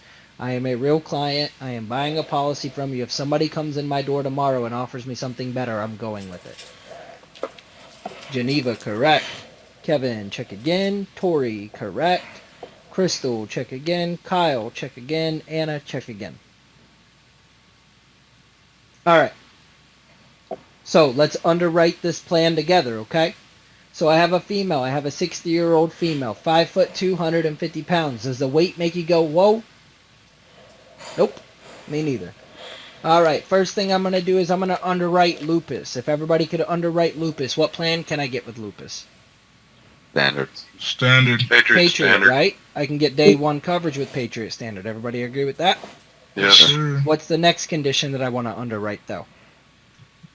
Diabetic neuropathy. Diabetic neuropathy. Now I want you guys to search that. Can I get day one coverage with Patriot with diabetic neuropathy? No. Nope. No, I cannot. So that takes away the day one from Patriot, does it not? Okay. Okay. So then if I can't get day one, what do? Can I get coverage with any of the four? And if I can I get it with Pioneer? So I go to Pioneer. I know lupus isn't going to get day one with Pioneer, but neither is diabetic neuropathy, and I can only underwrite their worst condition. So what plan can I get with Pioneer with diabetic neuropathy? Pioneer Standard. Pioneer ROP. Standard ROP. All right. We're going to do one more. You guys starting to get it? You guys starting to learn this underwriting stuff? Getting there. Yes. That cheat sheet helps a lot. Yes, it does. The cheat sheet helps. Google And helps. the Control F The hack. Control F, 100%. All right, let me You're saying find one which more was the from exact today. answer again? Sorry. For that one is standard ROP due to the diabetic neuropathy. Patriot. Pioneer. No, Pioneer. Pioneer Standard ROP.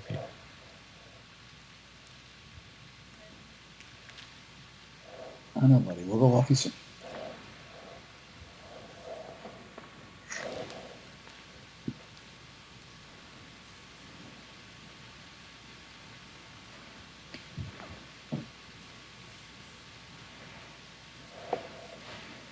Josh, can I make a comment real quick? Mm-hmm. I was going based off of what was wrote in the chat. You have to determine which health condition is the worst. Okay? Out of all the health conditions, determine which one's the worst, and then go based on that. Okay? So if you start off with lupus, you know you can get day one coverage with lupus, but then you look at diabetic neuropathy, you know you can't get day one coverage with that, so that makes it a little bit worse than lupus. Then you just work your way down. Okay? That's the best way to determine it. Don't get kind of mixed up when you have multiple health conditions. Because it's a lot easier for me to just say it than just write it in the chat. Yep, you can only get as good as the worst one. All right, here we go. Here's your next one, guys. And I'm posting them exactly how you're going to see them in your notes as well. So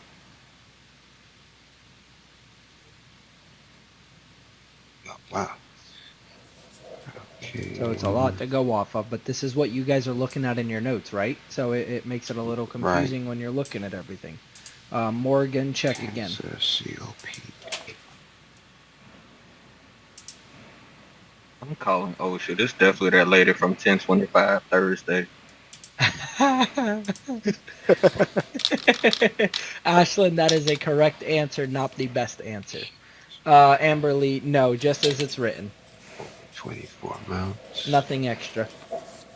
So inhaler means no oxygen? Correct. PD. Forrest, correct. So wait a minute, we got Alicia, not COPD. that is a option, not the best option. COPD. No, it's not. And I'll explain why here in just a second. Ashlyn, no. Try again. Sharinda, yes, correct. Kyle, that is an option, not the best option. Shamari, which one? I'm gonna let you pick which one you think is the right answer, Shamari. Julie, incorrect. Darvon, correct. Corinne, incorrect. Whoa, whoa, whoa, whoa, whoa. Going fast. All right. Alicia, check again. Eloy, check again. Abu, correct. Malik, correct. Oh, no. Malik, check again. That is a option, not the best option. Remember, guys, before you give me an answer, you're selling your client on this, so double check your work. Tell me what is the best option for me, because I'm going to believe you as a client. If somebody comes to my door tomorrow, though, and they sell me something different and it's a better thing, I'm going with them. You're going to lose the sale. So tell me what is right. Double check your work. Use your underwriting guide. Use your health cheat sheet. Use your applications, right? Find out what is the best option for me.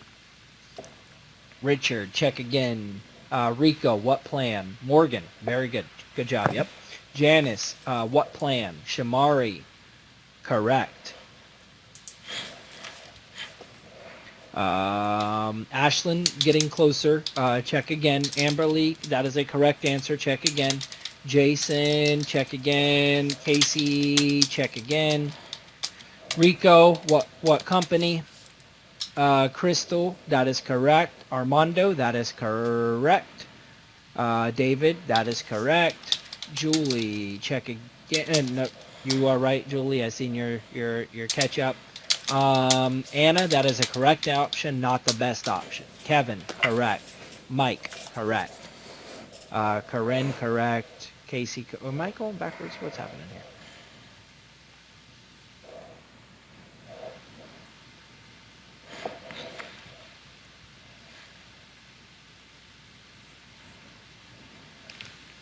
Darvon, what are you doing over there? Good thing you ain't catch it. Your attention span is just like answers over there. What are you doing? No face, no case. You don't see it. You deleted it. My bad. I ain't even paying attention. I'm sorry. And you're telling me people still got it wrong? No. All right, guys, let's underwrite it together, all right? So, if you're not getting these correct, do not be upset with yourself, okay? Whenever I first started, believe me, I wouldn't have got any of these right. So, honest to God, I'm being 100% serious with you guys. I would have not have got these right. I would have been over here, Zach would have been like, Josh, incorrect, Josh, incorrect, Josh, incorrect. Try again, Josh, Josh, incorrect. So, do not feel bad if you're not getting them right. That's why we're doing this training, okay? Now, let's go up and let's look at this right up above Darvon's post where he gives everybody the answer here. All right. So we have a lot of mumbo jumbo up at the top, but there's some important stuff there. Everybody agree? What's the most important thing in the first 4 lines? Answer. Nope. First 4 lines. What's the most important thing? Date of birth would be one, but the Her age. age. Right? I want to look at the age. Am I too old? Am I too young? Right? Damn, I I need to missed know that. my age. So that's the first thing I'm looking at when I'm underwriting. I'm looking at the age. All the rest is mumbo jumbo. Don't care about the beneficiary, state. Well, the state matters because again, some things are available in some states. So I'm looking at the age. I'm looking at the state. I don't care about married. I don't care about children, grandchildren, great-grandchildren, need money behind for the family. I go straight down to my health. So I know I have a 67-year young female in North Carolina, the 2 things I need to worry about right at that point. Then I get down to my health. Throat cancer, 3 years ago. So I'm going to go to my health cheat sheet, everybody, and I want everybody to follow along. And I want you to Control F or Command F, and I want you to do cancer. And over 3 years ago, can they get day 1 coverage and with what premium? BHL Patriot. all companies can get day one coverage with over cancer 3 years ago. Everybody see that and agree with that? Level, Yeah. Patriot preferred, Pioneer preferred, UHL, all companies can get the day one Mhm. coverage, right? So now the next thing on my list is I know I can get day one with that condition no matter what. The next thing I'm going to look at is COPD. I want everybody to look up COPD on their health cheat sheet.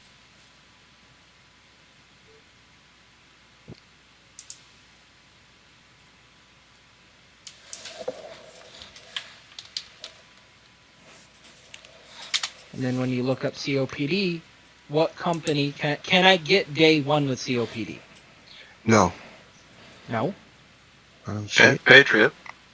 Patriot, what plan? We'll give you Standard. Standard plan. Also, standard would be day Yep. one. So I on got my day Patriot. one with the standard. So I can get day one with the cancer with any of them. But the COPD, there's only one. There's two. There you got Sika SI and you have Patriot standard. But in our order of operations, which one always comes first? Patriot wins. Yep. So Sika is not a wrong answer. It's just not the right answer either. Okay. Richard.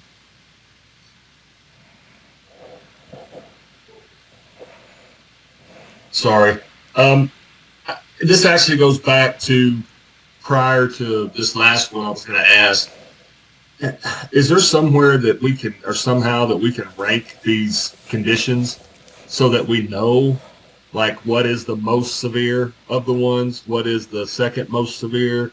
So as we're going through this, trying to parse through and go to the worst condition, you know what I mean?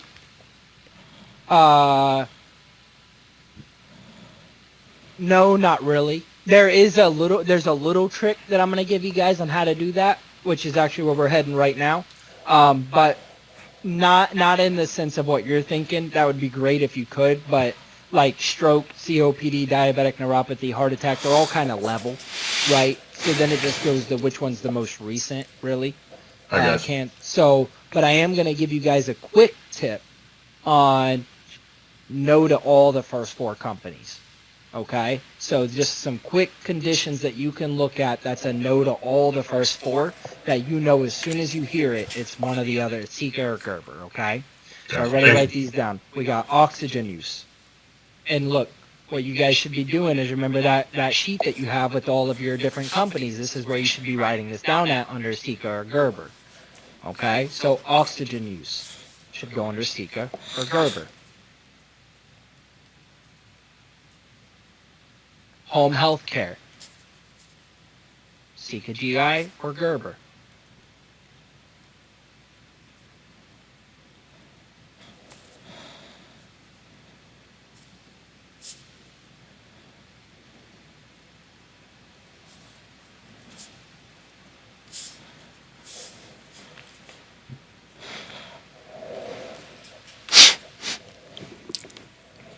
You have dialysis.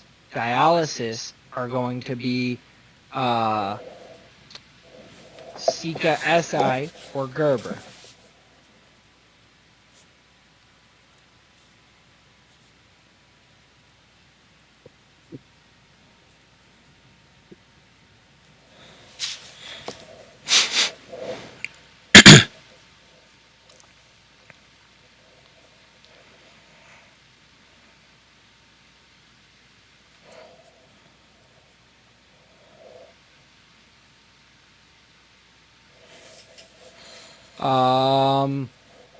Kidney transplant.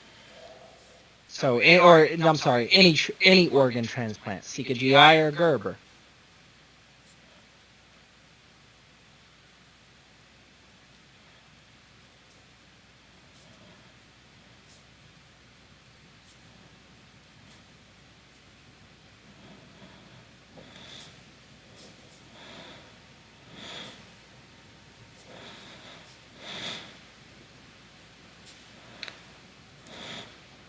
Congestive heart failure, Sika SI or Gerber.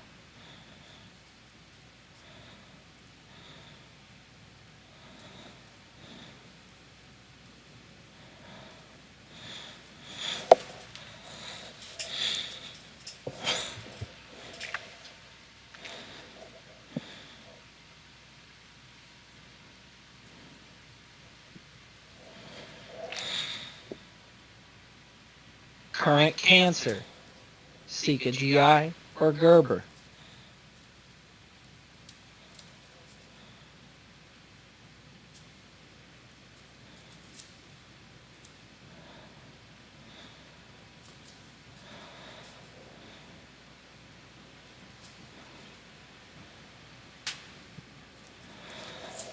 HIV or AIDS, Sika GI, or Gerber?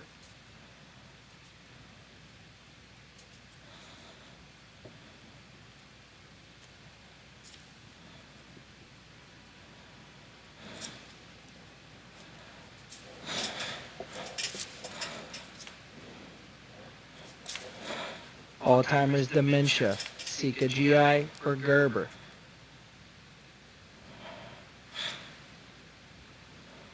Does that include bipolar? No, just Alzheimer's dementia. Bipolar can go day one coverage with Pioneer Preferred.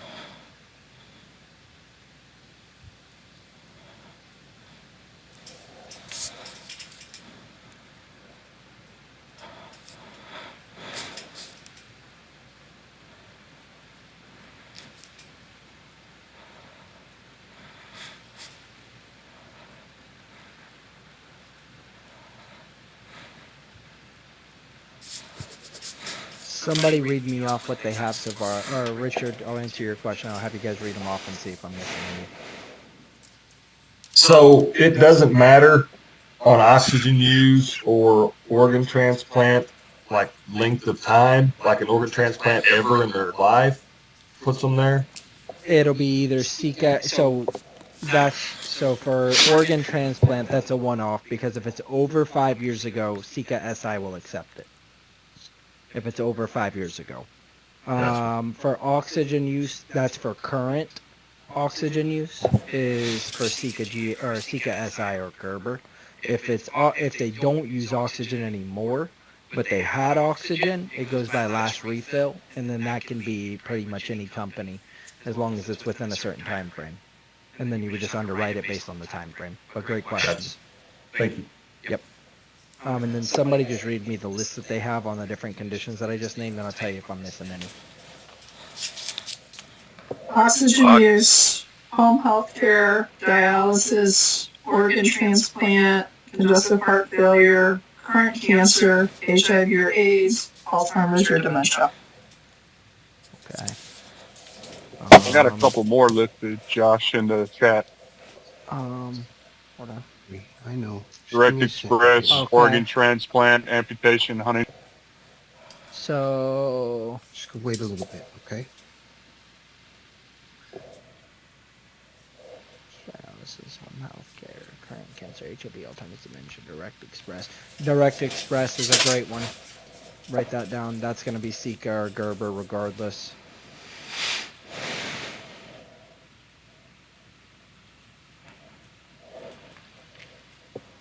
Huntington's disease, I don't know off the top of my head, so I can't say for sure. I'll take your word for it, but I truly cannot give you guys a definite.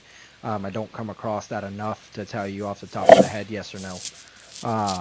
Yeah, direct. Amputation. Yeah, pretty much all of them decline. Huntington's, it's GI. Okay. You can go UHL, but it's really hard. You would normally have to go Sika or Gerber. Same way with amputation. Yeah, so amputation, that was going to be the next thing I was going to say. That's a hit or miss.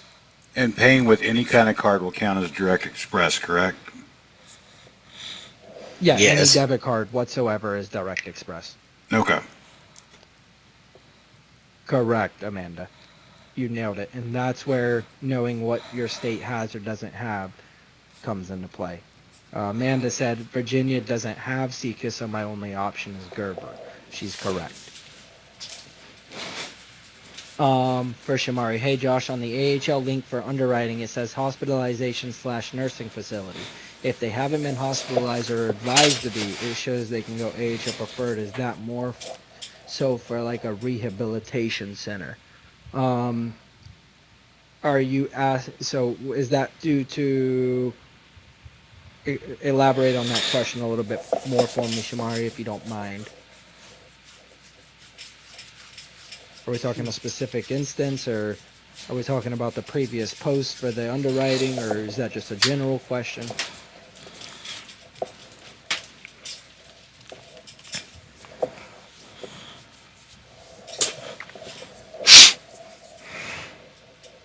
All right, so those are the conditions that you're definitely gonna go Sika or Gerber on. If you hear one of those conditions and you look at your sheet and that one of those conditions are there, it's automatic. But my HIV is undetectable. Doesn't matter. Sika GI or Gerber. Okay? This is where medications are gonna tell you a story more than the condition will. Yeah, I had a guy tell me he was perfectly healthy the other day and got to the end of the Pioneer app. Hey, Vic Darby. As soon as I said it, dude, because I didn't recognize the medication. And I was like, you know, do you have any idea what this medication you use for?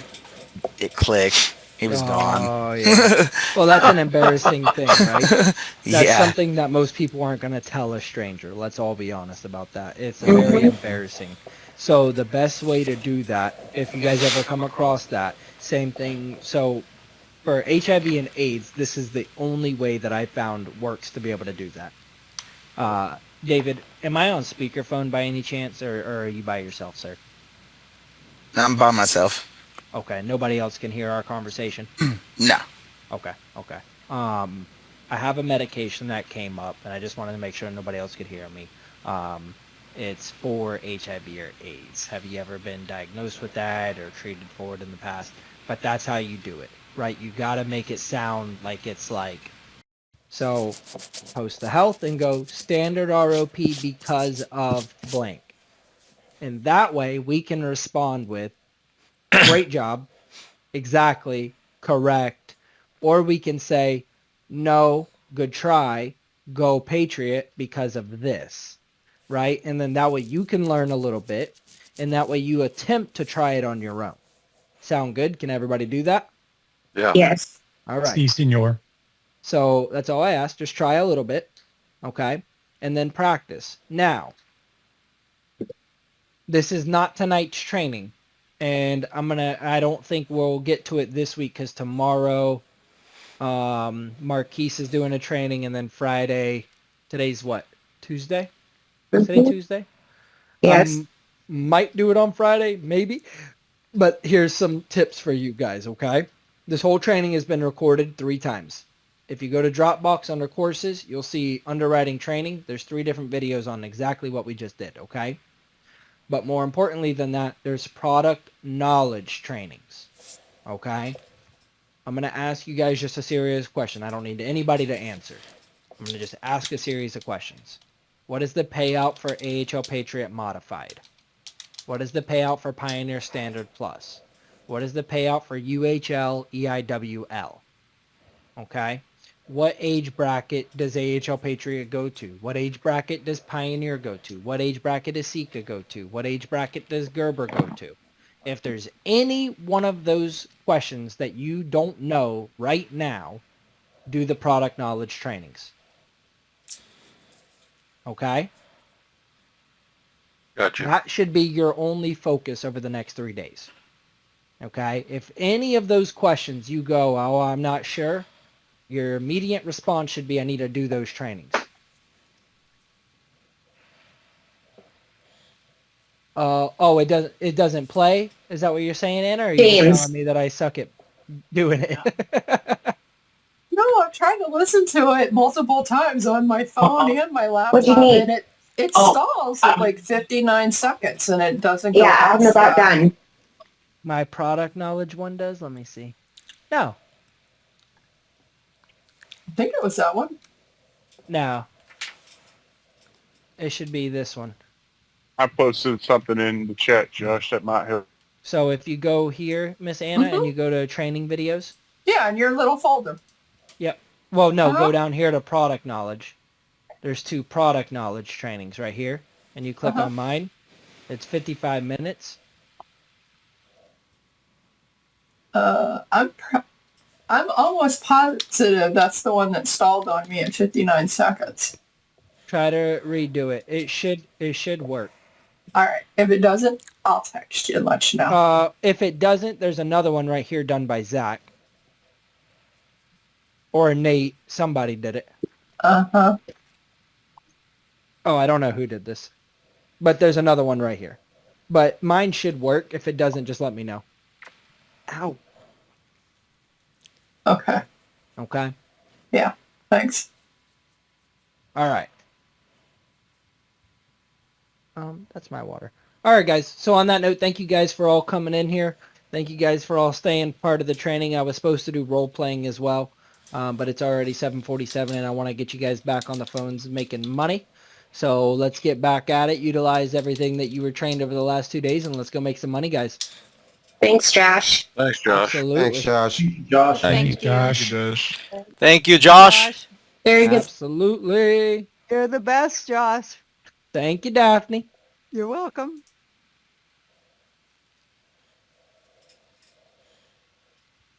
Now let me get a 1, 2, 3 consistency. Woohoo! Consistency. Let's go.